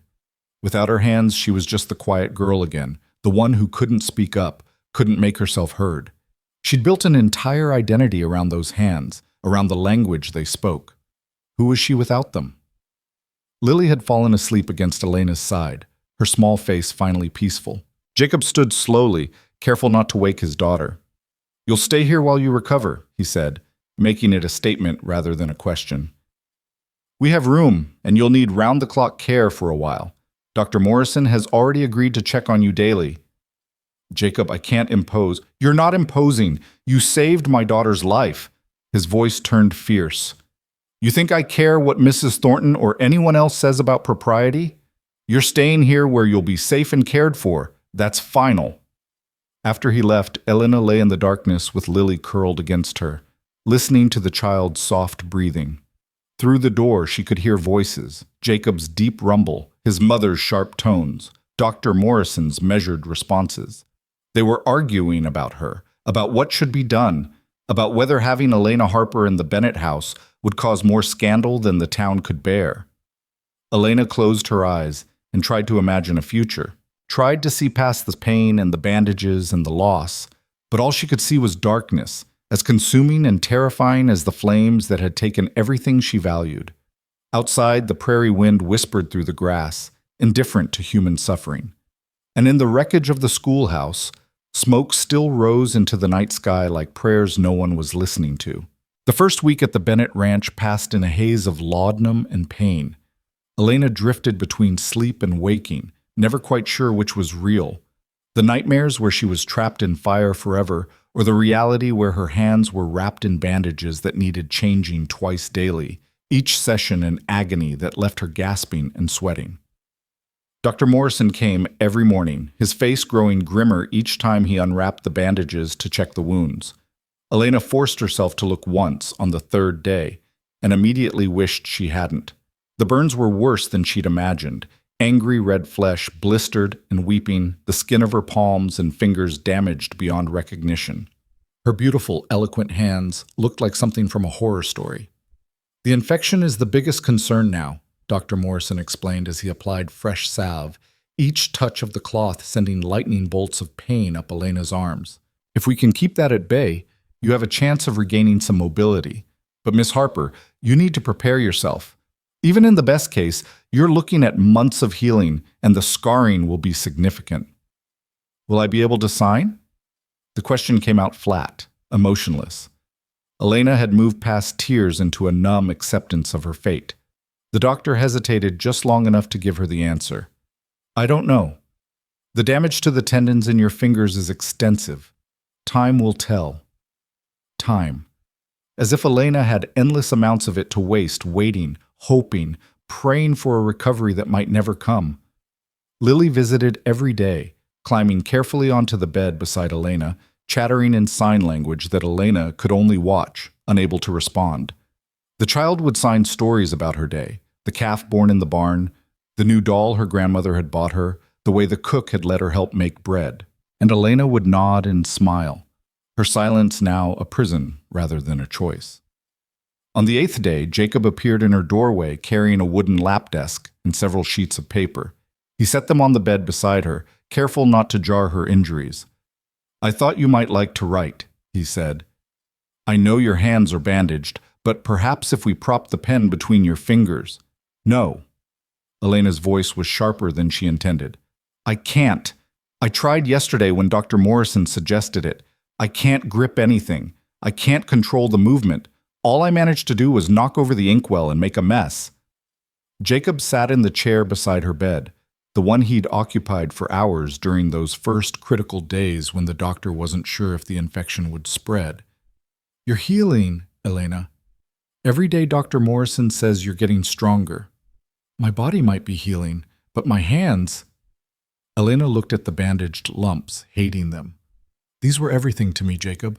They were how I connected to the world, how I mattered. Without them, I'm nothing." "That's not true, isn't it? What use is a teacher who can't write on a blackboard? What good is someone who claims to teach sign language but can't sign?" "I'm useless, Jacob. Worse than useless. I'm a burden." She expected him to offer more empty platitudes, more reassurances that rang hollow. Instead, he stood and walked to the door, closing it firmly. When he turned back, his face held an expression Elena had never seen before, something raw and almost angry. "You want to know what you are?" His voice was low but intense. "You're the woman who ran into fire to save my daughter. You're the teacher who transformed an entire classroom in 3 months. You're the person who saw worth in a child everyone else had written off. Your value doesn't come from your hands, Elena. It comes from who you are." "Who I was," Elena corrected bitterly. "That person is gone." Jacob crossed the room in 3 strides and knelt beside the bed, putting himself at her eye level. "No. That person is right here, feeling sorry for herself instead of fighting. Where's the woman who stood up to Mrs. Thornton? Where's the teacher who refused to run when the whole town turned against her?" "She died in that fire." Elena felt tears threatening but blinked them back furiously. "You don't understand, Jacob. My hands were my voice. Without them, I'm just the quiet girl again, the one no one sees or hears. I can't teach. I can't communicate with Lily. I can't be anything but a reminder of what I used to be able to do." "Then learn a new way." Jacob's hands moved as he spoke, forming clumsy but recognizable signs. "I've been studying. Every night after Lily goes to sleep, I practice. I'm not good yet, but I'm learning. And if I can learn to speak your language, you can learn to speak mine." Elena stared at him. "What are you suggesting?" "Use your voice. Actually speak to people instead of hiding behind sign language." "I don't hide." "You do. You've been hiding your whole life, Elena, using sign language as a shield because it's easier than making yourself vulnerable with spoken words. But you can't hide anymore. The shield is gone. So maybe it's time to find out who Elena Harper is when she can't retreat into silence." The words hit like a slap. Elena wanted to argue, to tell him he was wrong, that he didn't understand. But deep down, in a place she rarely examined, she knew he was right. She had hidden behind sign language, using it as an excuse to never fully engage, never risk being truly seen. "I don't know how to be that person," she whispered. "Then learn. The same way you learned sign language, the same way you learned to teach. You're one of the strongest people I've ever met, Elena. Don't let this break you." After he left, Elena lay staring at the ceiling, his words echoing in her mind. Could she do it? Could she find a voice that didn't rely on her hands? The prospect terrified her more than the fire had. That night, Lily brought her a gift, a slate and chalk, the kind young children used for practicing letters. The little girl placed it carefully on Elena's lap, then signed slowly, "Teacher, write?" Elena looked at the slate, at the piece of chalk lying beside it. She couldn't grip it with her bandaged hands, couldn't hold it the normal way. But maybe She maneuvered the chalk between the stiff fingers of her right hand, using the bandages themselves to create pressure. The pain was immediate and sharp, but Elena gritted her teeth and pressed the chalk to the slate. Slowly, agonizingly, she dragged it across the surface. The letter L appeared, shaky and malformed, but recognizable. Lily clapped her hands together, her face lighting up. She watched intently as Elena continued, each letter taking enormous effort, sweat beading on her forehead from the concentration and pain. Lily. The child threw her arms around Elena's neck, careful of the bandages on her shoulders. When she pulled back, she was crying and smiling at the same time. She signed, "Teacher, not broken." Those 3 words broke something open in Elena's chest. She pulled Lily close with her forearms, unable to hug properly but needing the contact. Maybe Jacob was right. Maybe she wasn't broken, just changed. Maybe there was a way forward that didn't require her hands to be what they were. Over the following weeks, Elena began the slow, painful process of rebuilding herself. Dr. Morrison gradually reduced the bandages, exposing healing skin that was pink and shiny with scar tissue. The fingers of her right hand had more mobility than the left, though even simple movements required tremendous effort and caused sharp pain. But Elena practiced. Using the slate and chalk, she relearned how to write, not with the flowing script she'd once possessed, but with blocky, childlike letters that required her to grip the chalk between her palm and the base of her thumb. It was humiliating work, watching her writing regress to something worse than her youngest students could produce. But she persisted. Mrs. Bennet watched these efforts with an expression that gradually shifted from cold disapproval to something resembling respect. The older woman had been icily polite since Elena's arrival, providing everything necessary for her care while making it clear this was duty, not welcome. But one afternoon, she appeared in Elena's room with a leather-bound journal and a pen modified with a thick wooden grip. "My husband had arthritis in his later years," she said without preamble. "He had this pen made so he could still write his letters. Perhaps it will help you." Elena took the pen carefully, testing the grip. The thick wooden handle fit more naturally against her scarred palm, distributing the pressure more evenly. When she tried to write, the letters came out slightly better than with the chalk. "Thank you, Mrs. Bennet." The older woman nodded stiffly. "My son tells me you're planning to resume teaching when the new schoolhouse is built." "I don't know if that's possible." "Why not? You can still speak, can't you? You can still read and think and plan lessons. Your hands don't define your ability to teach." Elena looked up, surprised by the echo of Jacob's words. "That's not what you said when you asked me to leave." "I said many things I regret." Mrs. Bennet's face softened fractionally. "I was afraid of losing my son to another woman so soon after Margaret, afraid of the gossip damaging Lily's future, afraid of change. But watching you lie here, seeing how you fought to recover, how my granddaughter looks at you." She paused, gathering her words. "You saved Lily's life, Miss Harper.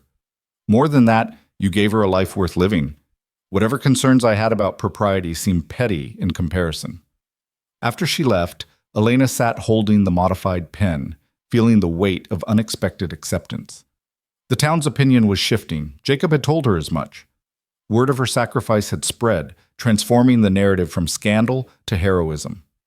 People who'd signed petitions demanding her removal were now bringing gifts to the Bennet ranch, their guilt manifesting as fruit preserves and knitted shawls.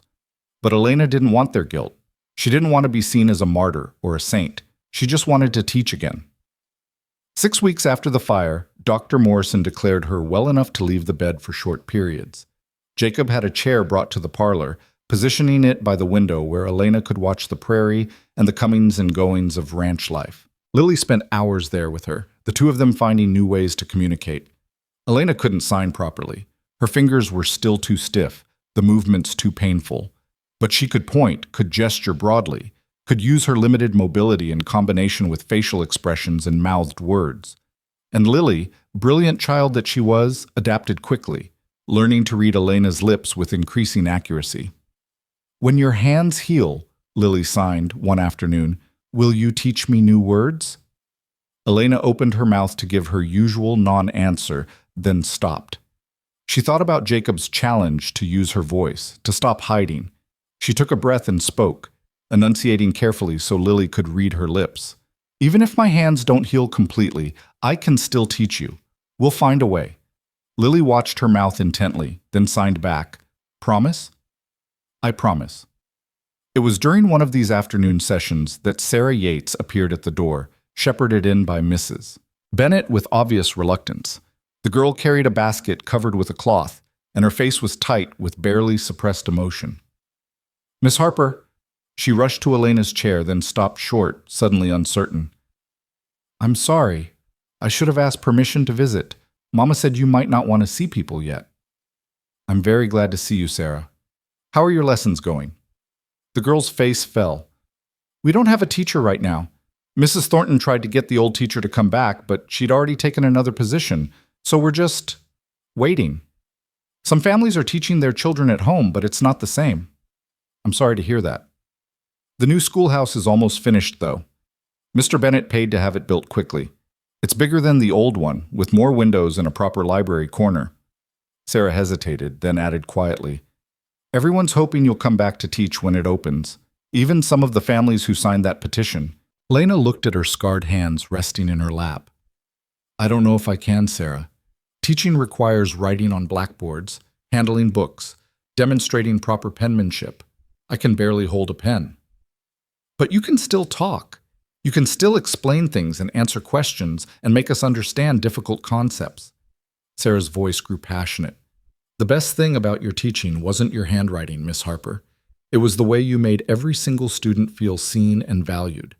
That doesn't require hands. After Sarah left, Elena sat in the growing twilight, watching the last light fade from the prairie sky. She thought about what the girl had said, about what made a teacher valuable. She thought about Lily's progress, about the connections forged in that one-room schoolhouse, about all the ways she'd made a difference that had nothing to do with perfect penmanship. Maybe she could teach again. Maybe not the way she had before, but in a new way that accommodated her limitations while building on her strengths. The door opened and Jacob entered, carrying Lily, who'd fallen asleep in his arms. He deposited his daughter gently on the settee, covering her with a blanket, then took the chair across from Elena.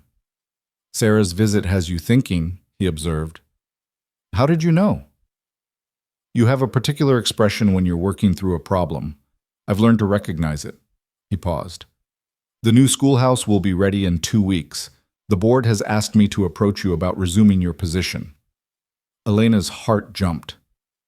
Mrs. Thornton agreed to this? Mrs. Thornton has been ousted from the school board. After the fire, when it came out that she'd essentially driven you to that meeting where you weren't able to properly bank the stove, the other parents rebelled. She's been replaced by Mrs. Yates. Jacob smiled slightly. Your most vocal supporter is now in charge of school decisions. That doesn't mean I'm capable of teaching. Doesn't it? You've been teaching Lily every day. I've watched you adapt your methods, find new ways to communicate. If you can teach her, you can teach a whole classroom. Elena looked at Lily sleeping peacefully on the settee, her golden curls spilling across the pillow. What if I fail? What if I get into that classroom and freeze, unable to perform the basic tasks a teacher needs to do? Then you'll figure it out, the way you always do. Jacob leaned forward, his gray eyes intense. Elena, I've been learning sign language for 2 months now. I practice every night until my hands cramp and my brain feels like it might explode. Do you know why? For Lily. Partly, but also because I wanted to be able to communicate with you, because watching you lie there unable to sign, unable to express yourself in the way that came most naturally, it killed me. I wanted to give you a voice when yours was taken away. Elena's throat tightened. Jacob, let me finish.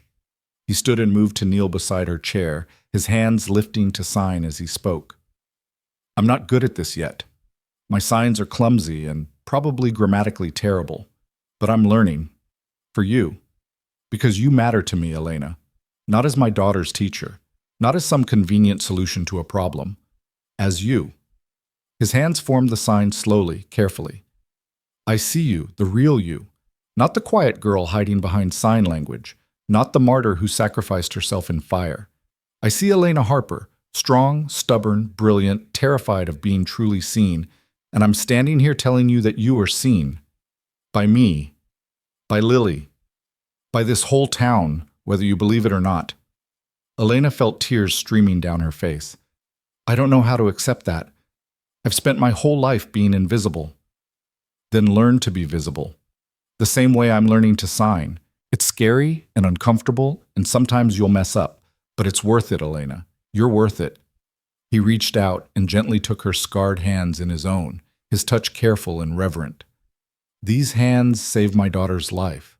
They gave her the ability to communicate when no one else could reach her. They're beautiful, Elena, scars and all. Elena looked at their joined hands, his large and calloused, hers small and damaged. She thought about all the times she'd used sign language as a shield, all the moments she'd hidden behind gestures rather than risk speaking. She thought about the girl she'd been and the woman she was becoming. I'm terrified, she whispered. I know, but you don't have to be terrified alone. Jacob's voice was gentle. Let me help you. Let Lily help you. Let this town that's learned to value you help you. What if they only value me because of the fire? What if once the heroic glow fades, they go back to seeing me as the awkward girl who can't speak properly? Then we'll prove them wrong, together. Over the next 2 weeks, Elena prepared to return to teaching with the same determination she'd brought to learning sign language years ago. She practiced writing on a vertical surface, finding that if she used a thick piece of chalk and relied more on her shoulder movement than her fingers, she could produce legible letters on a blackboard. She worked with the modified pen Mrs. Bennett had given her, slowly building up enough control to write brief notes and corrections, and she practiced using her voice. Standing in front of the mirror in her room, Elena forced herself to speak clearly and loudly, to enunciate every word rather than mumbling or whispering. It felt unnatural, like wearing clothes that didn't quite fit. But Jacob was right. If she couldn't hide behind sign language anymore, she needed to find confidence in spoken words. Lily became her most enthusiastic supporter, applauding every small victory. When Elena managed to write an entire sentence on the practice board Jacob had installed in her room, Lily signed, "Teacher is best teacher." The day before the new schoolhouse was scheduled to open, Elena walked there alone. Jacob had offered to accompany her, but she needed to face this herself. The building stood proud and white in the autumn sunshine, larger than its predecessor, with real glass in the windows and a solid bell tower. Elena climbed the steps slowly, her hands trembling. Inside, everything smelled of fresh wood and paint. The desks were arranged in neat rows, a large blackboard dominated the front wall, and shelves of brand-new books lined one side of the room. In the corner sat a beautiful wooden cabinet with glass doors. Inside, Elena could see sign language materials, illustrated charts showing hand positions for every letter and common words. A plaque on the cabinet read, "In honor of Miss Elena Harper, who taught us that silence speaks louder than words." Elena traced the letters with her scarred fingers, feeling tears prick her eyes. Someone, probably Jacob, had ensured that sign language would remain part of the curriculum, that the work she'd started wouldn't be forgotten. It's beautiful, isn't it? Elena turned to find Mrs. Yates standing in the doorway, her kind face smiling. Mrs. Yates, I didn't hear you come in. I wanted to see the schoolhouse before tomorrow. And to tell you something. The older woman approached, her expression serious. I know you're worried about teaching with your injuries. I know you think you might not be good enough anymore. But Miss Harper, you transformed my children's lives in 3 months. Sarah talks about you constantly. Samuel, who barely spoke before, now signs entire conversations. You didn't do that with perfect handwriting or fancy techniques. You did it by caring, by seeing each child as an individual worth reaching. That's kind of you to say. It's the truth. And tomorrow, when you walk into this classroom, those children will see their teacher, the woman who believed in them, who fought for them, who literally walked through fire for them. Your scarred hands won't matter to them, Miss Harper. Only your heart does. That night, Elena lay awake in her room at the Bennett Ranch. She'd stayed there throughout her recovery, the arrangement becoming so natural that no one questioned it anymore. Through the wall, she could hear Lily's soft breathing from the adjacent room. Downstairs, the house creaked and settled into darkness. Elena held her hands up in the moonlight streaming through the window, examining them as if seeing them for the first time. The scars were vivid against her pale skin, Ridges and valleys of healed burns, fingers that would never quite straighten completely, palms that would always feel tight and uncomfortable. They were ugly by any conventional standard, damaged beyond full repair. But they were hers. They had saved Lily. They had communicated love and learning to countless children. They had reached across the silence and built bridges. Maybe that was enough. Maybe being perfect had never been the point. The next morning dawned clear and cold, the first real bite of winter in the air. Elena dressed carefully in a new dress Mrs. Bennet had commissioned, a deep green that brought out the color of her eyes, with sleeves designed to accommodate her scarred hands without hiding them. At breakfast, Jacob and Lily were already at the table. The little girl bounced in her seat when she saw Elena, signing rapidly. "First day! Teacher's first day!" "Yes?" Elena said aloud, speaking clearly enough for Lily to read her lips. "My first day back. Are you ready to be a student again?" Lily nodded enthusiastically, then paused. Her small hands formed careful signs. "Scared?" Elena thought about lying, about presenting a brave face, but she'd spent too long hiding behind false fronts. "Yes," she admitted. "I'm very scared, but I'm going anyway." "Like fire," Lily signed. "Scared, but going anyway." The simple parallel took Elena's breath away. Yes, exactly like the fire.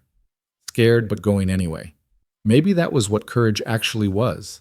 Not the absence of fear, but the decision to move forward despite it. Jacob drove them to the schoolhouse in the buggy, the three of them bundled against the cold.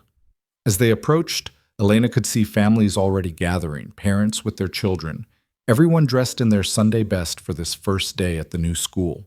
When the buggy stopped, Elena sat frozen for a moment, unable to make herself move.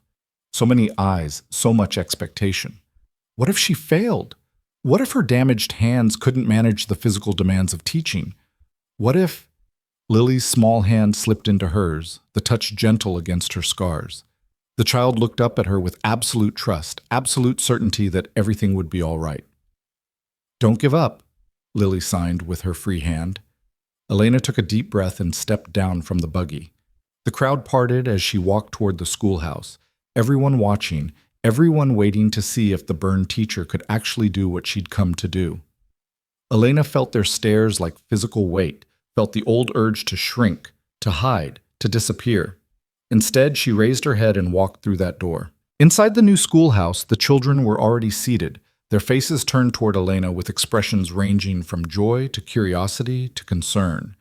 Sarah Yates sat in the front row, her smile encouraging. Tommy Fletcher was in his usual spot near the back, but for once he wasn't slouching. He sat upright, attentive. Samuel Yates had saved the desk beside him for Lily, who quickly claimed it after giving Elena's hand one final squeeze. Elena walked to the front of the classroom, her scarred hands visible to everyone. She could feel their eyes on the pink, shiny tissue, the fingers that didn't quite straighten, the palms that looked like melted wax. The old Elena would have hidden them in her sleeves, would have found a way to make herself smaller, less noticeable. The new Elena set them on the desk in front of her where everyone could see. "Good morning," she said, her voice carrying more strongly than it ever had before. Not loud, but clear. Present. "I'm sure you've all noticed that I look different than I did before the fire. My hands were badly burned, and they don't work the way they used to. I can't sign as fluently as before, and my handwriting will never be as neat. But I can still teach, and you can still learn if we're willing to adapt together." She picked up the thick piece of chalk and turned to the blackboard. Her hand shook as she raised it, and for a terrifying moment she thought she might not be able to do it. Then she felt the weight of their expectation, not judgment, but hope, and she pressed the chalk to the board. The letter W appeared, wobbly but readable. Then ELCOME. She'd misspelled it, left out the first L, but she kept going. BACK. Behind her she heard a small sound, half laugh, half sob. She turned to see Sarah Yates wiping her eyes, grinning through tears. "Welcome back to you too, Miss Harper," the girl said. The morning proceeded with a rhythm Elena hadn't known she could establish. She couldn't write extensive notes on the board, so she spoke more, encouraging discussion rather than simple recitation. She couldn't demonstrate signs with her usual fluidity, so she had the children who'd learned them show the newer students, turning them into teachers themselves.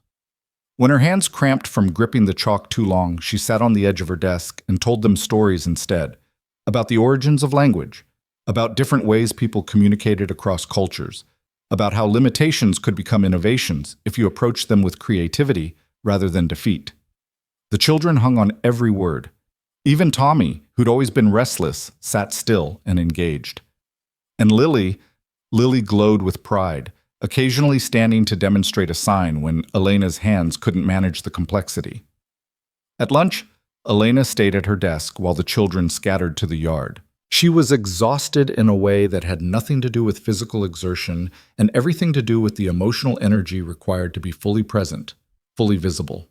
Her hands throbbed, and she could feel the beginning of blisters forming where the chalk had rubbed against still healing skin. But she'd done it. She'd taught an entire morning successfully. The door opened and Jacob entered, carrying a basket. "Mrs. Bennet sent lunch. She was worried you'd forget to eat." "I probably would have." Elena accepted the basket gratefully, wincing as her fingers struggled with the latch. Jacob knelt and opened it for her, pulling out bread and cheese and a jar of soup still warm from the Bennet kitchen. As he laid out the food, he said quietly, "I watched through the window for a few minutes. You were magnificent."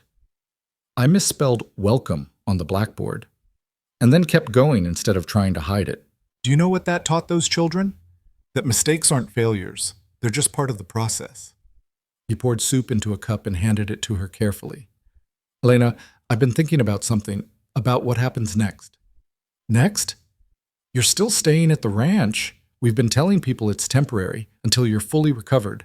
But you are recovered, at least enough to live independently, and people are starting to talk again." Elena's stomach dropped. Of course, she'd been so focused on returning to teaching that she hadn't considered the propriety of her living arrangement. An unmarried woman residing in the home of an unmarried man, it didn't matter that Mrs. Bennet was there as chaperone or that everything had been perfectly proper. People would talk. "I'll find other accommodations," she said quietly.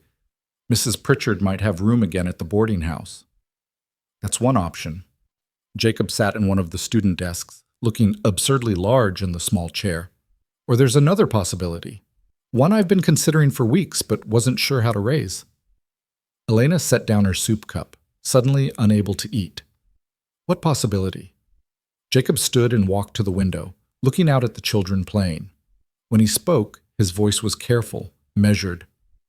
"Lily needs you, not just as a teacher, but as a constant presence in her life. She's lost one mother already. I won't put her through losing another important woman if I can help it." "Jacob, I'm not her mother, I'm her teacher." "You're more than that, and you know it. You're the person she runs to when she's excited or scared. You're the one she wants to tell about her day. You're the person who understands her in ways I'm still learning." He turned to face Elena. "And you're the woman I've fallen in love with, though I know the timing is terrible, and the circumstances are complicated, and you probably think I'm confusing gratitude with something else."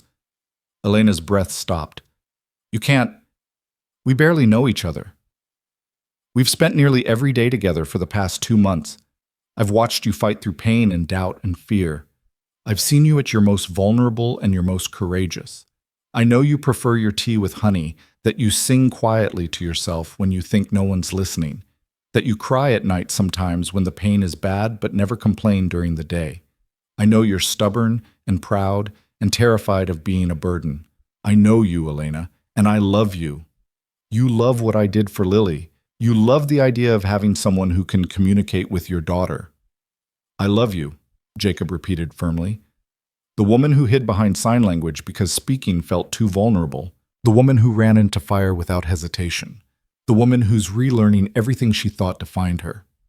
"I love all of it, Elena. All of you." Elena stood, her legs shaking. "I can't give you what you want. I can't be a replacement for Margaret. I can't be the perfect society wife your position requires. I'm damaged, Jacob, permanently. So am I. I'm a widower raising a deaf daughter in a town that loves to gossip. I'm terrified every day that I'm failing her, that I'm not enough. But with you, I feel like maybe we could be enough together." He crossed the room to stand in front of her. I'm not asking you to replace Margaret. I'm asking you to be Elena, exactly as you are, scars and all. And let me love you for it. The town will never accept it. They'll say I manipulated you, that I used Lily to trap you into marriage.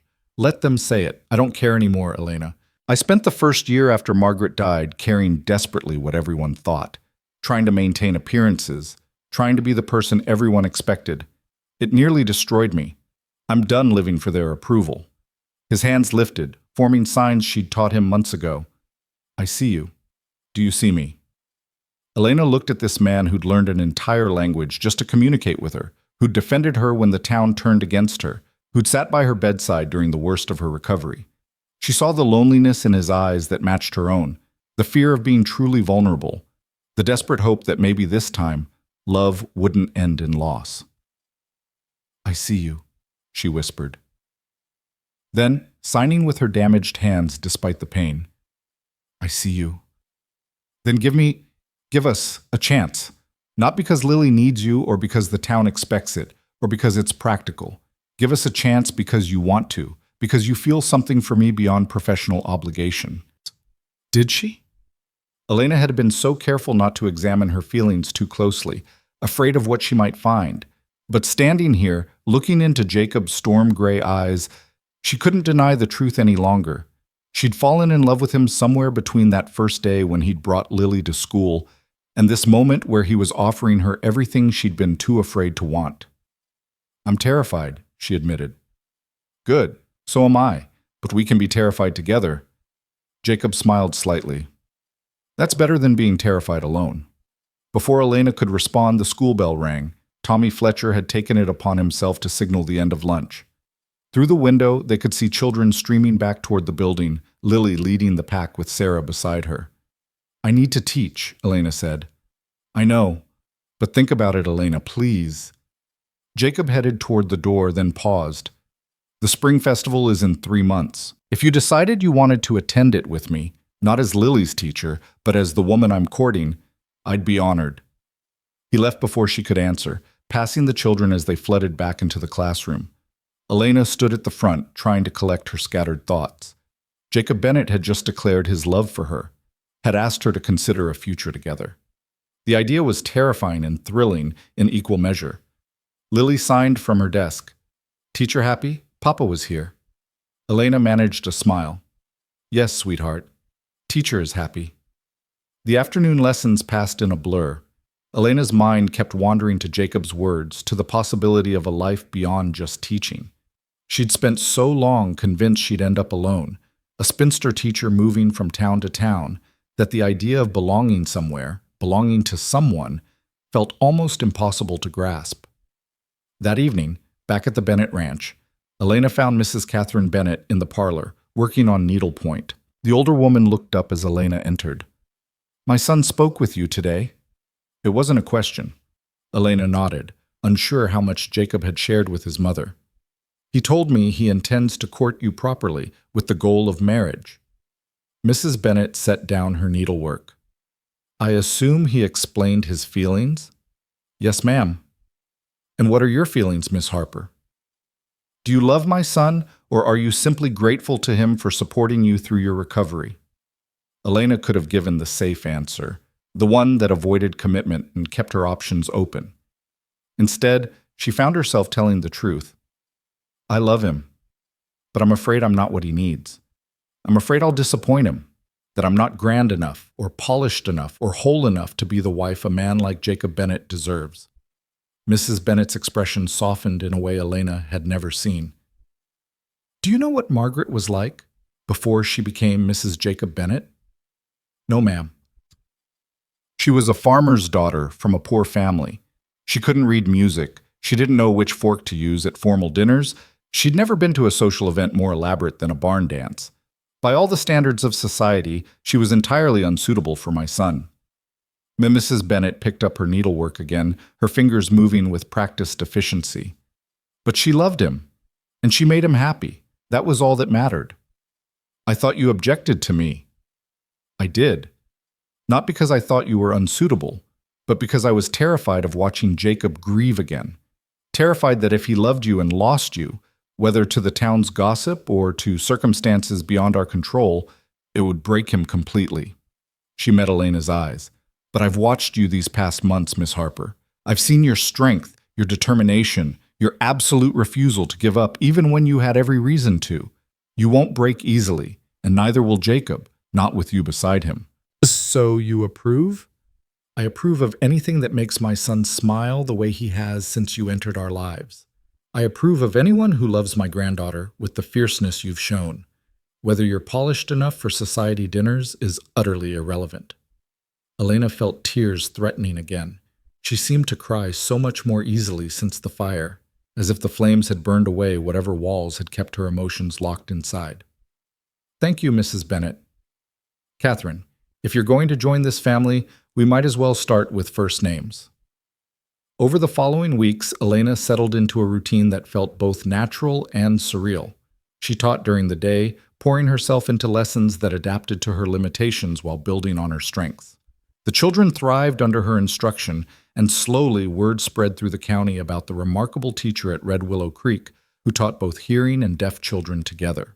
Families began arriving from other towns, wanting to enroll their deaf children in Elena's school. The school board, now firmly under Mrs. Yates's progressive leadership, approved an expansion. By November, Elena had 15 students, including 3 deaf children besides Lily. In the evenings, she returned to the Bennett ranch where Jacob was always waiting. They'd sit in the parlor after Lily went to bed, talking for hours about everything and nothing. Jacob continued learning sign language, and Elena continued finding her voice, the two of them meeting somewhere in the middle. And gradually, so gradually, that Elena almost didn't notice it happening, the town's perception shifted again. People stopped seeing the scandal of an unmarried teacher living at the Bennett ranch and started seeing the logic of a family forming. The gossips found new targets, and the supporters grew more vocal. In December, Elena's hands had healed enough that she could sign again, not as fluently as before, and never without some pain, but enough to communicate complex ideas. The first time she signed a full sentence to Lily, the child cried with joy. "Thought I lost you," Lily signed back. "Thought fire took teacher away." "Fire changed me," Elena signed slowly, each movement deliberate. "But it didn't take me away. I'm still here." Christmas brought unexpected gifts. The townspeople, led by Mrs. Yates and the other supportive families, raised money for a proper sign language library for the school.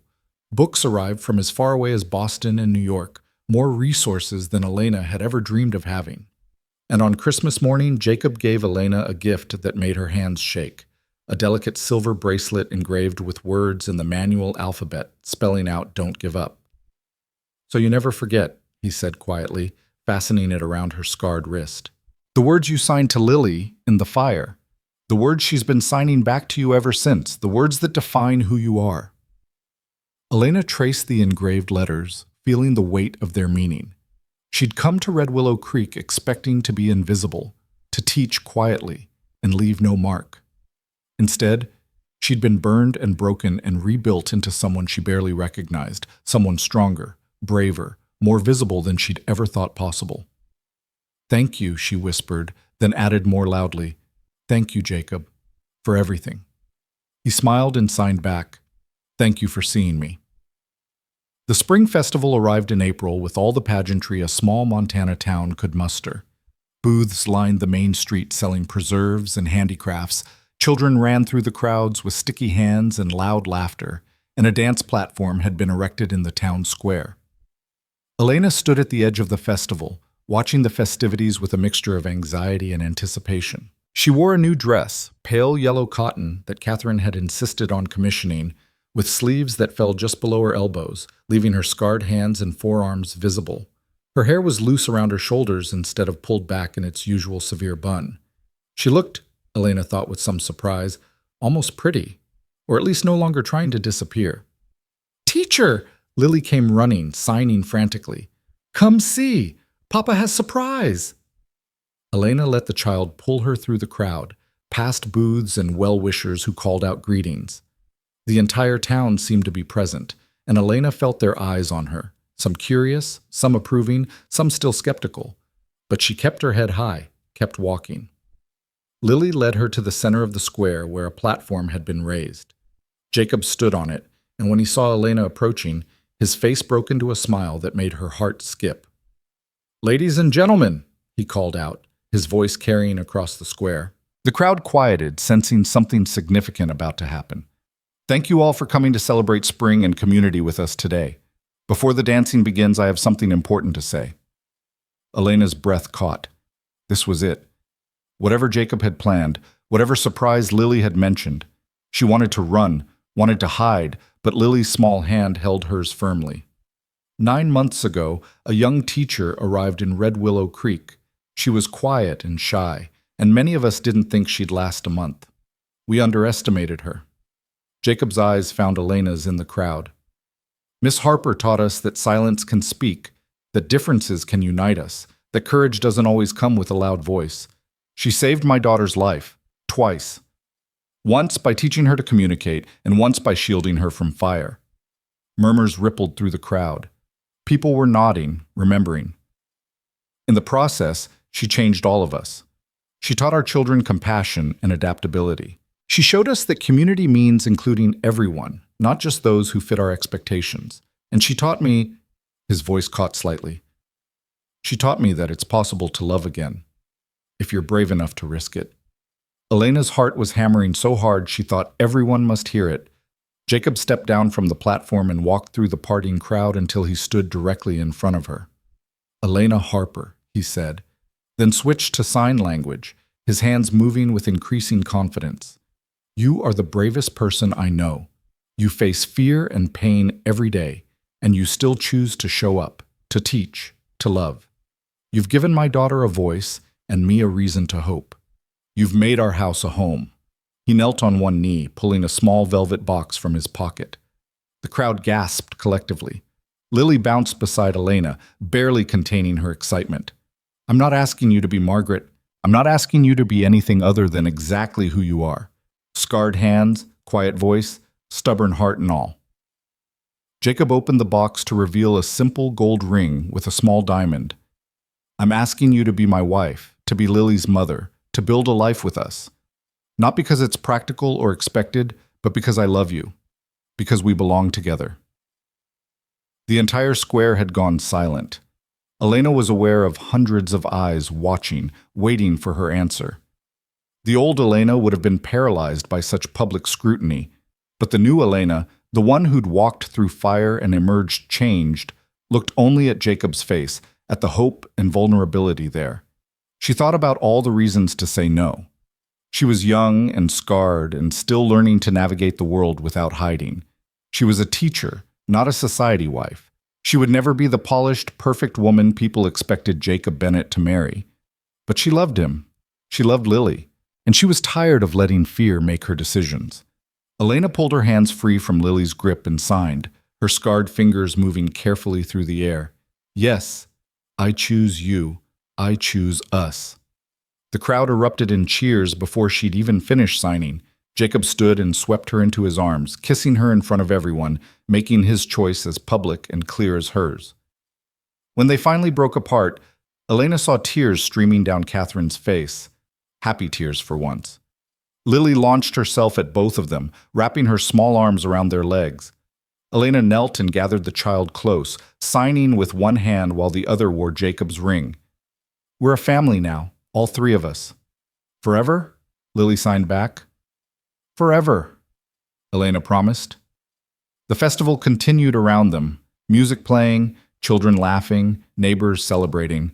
But in that moment, Elena was aware only of the two people in her arms, of the family she'd found in the most unexpected way. "Mrs. Thornton watched from the edge of the crowd, her expression unreadable. After a moment she approached, her steps reluctant but determined. "Miss Harper," she said stiffly, "I owe you an apology. I was wrong about your character and your intentions. You've proven yourself to be an excellent teacher and an asset to our community." Elena could have held the grudge, could have thrown the woman's cruelty back in her face. Instead, she extended her scarred hand. "Thank you, Mrs. Thornton. I appreciate you saying so." They shook hands briefly, and Elena felt the last piece of her old life fall away.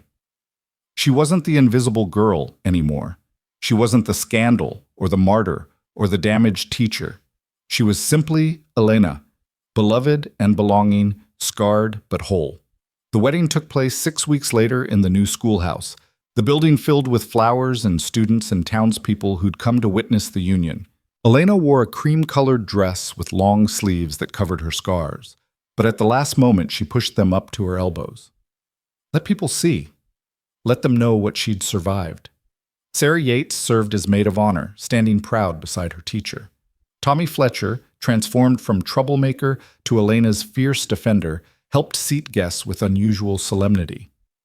The other children lined the aisle, each one signing love as Elena passed, a gesture she'd taught them weeks ago. And Lily stood beside her father at the front, her golden curls crowned with flowers, her hands moving through a speech she'd prepared. Thank you for loving Papa. Thank you for loving me. Thank you for being my teacher, and now my mama. I will be the best daughter. Elena signed back through her tears. You already are. The ceremony was brief and beautiful. When the minister pronounced them husband and wife, Jacob signed, I love you, before he kissed her, and Elena signed it back. The schoolhouse erupted in applause, the sound mixing with the late spring wind outside.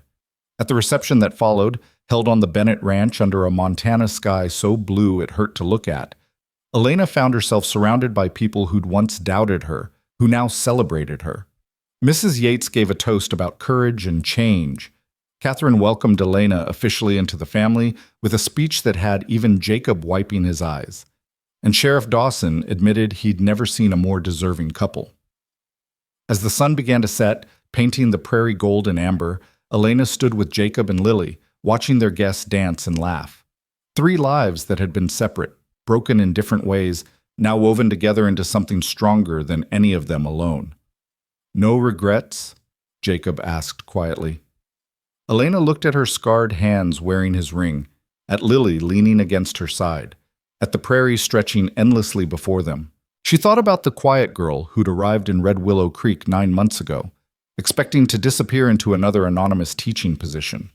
That girl was gone, burned away in fire and rebuilt through pain into someone who could stand in full view without flinching.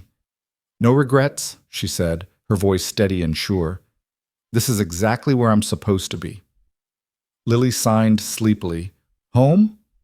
Elena gathered the child close and signed back. Yes, sweetheart, we're home. And it was true.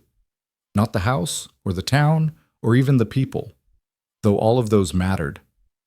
Home was this moment, this family, this choice they'd all made to belong to each other despite every reason to remain separate.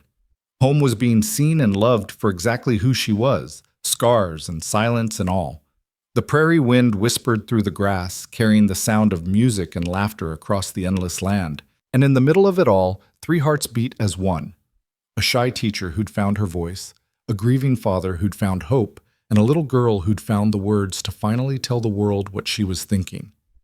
They'd been broken separately, but together they were whole. The story of Elena Harper, the quiet teacher who walked through fire, became legend in Red Willow Creek. Years later, people would still talk about the woman who taught an entire town to see with their hands and listen with their hearts. They'd speak of the love that grew from ashes, of the family formed not by blood but by choice, of the 3 lives that proved silence could speak louder than words. But for Elena, Jacob, and Lily, the story was never about becoming legend.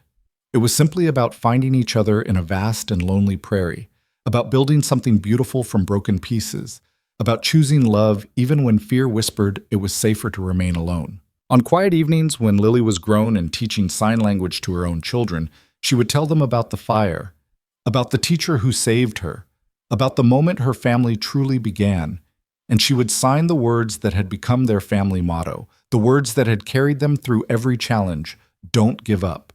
Because in the end, that was the greatest gift Elena had given them. Not just the ability to communicate, but the courage to keep trying, keep loving, keep hoping even when the world seemed determined to break them. 3 lives, 1 family, chosen not by circumstance, but by love. And that, in the end, was more than enough.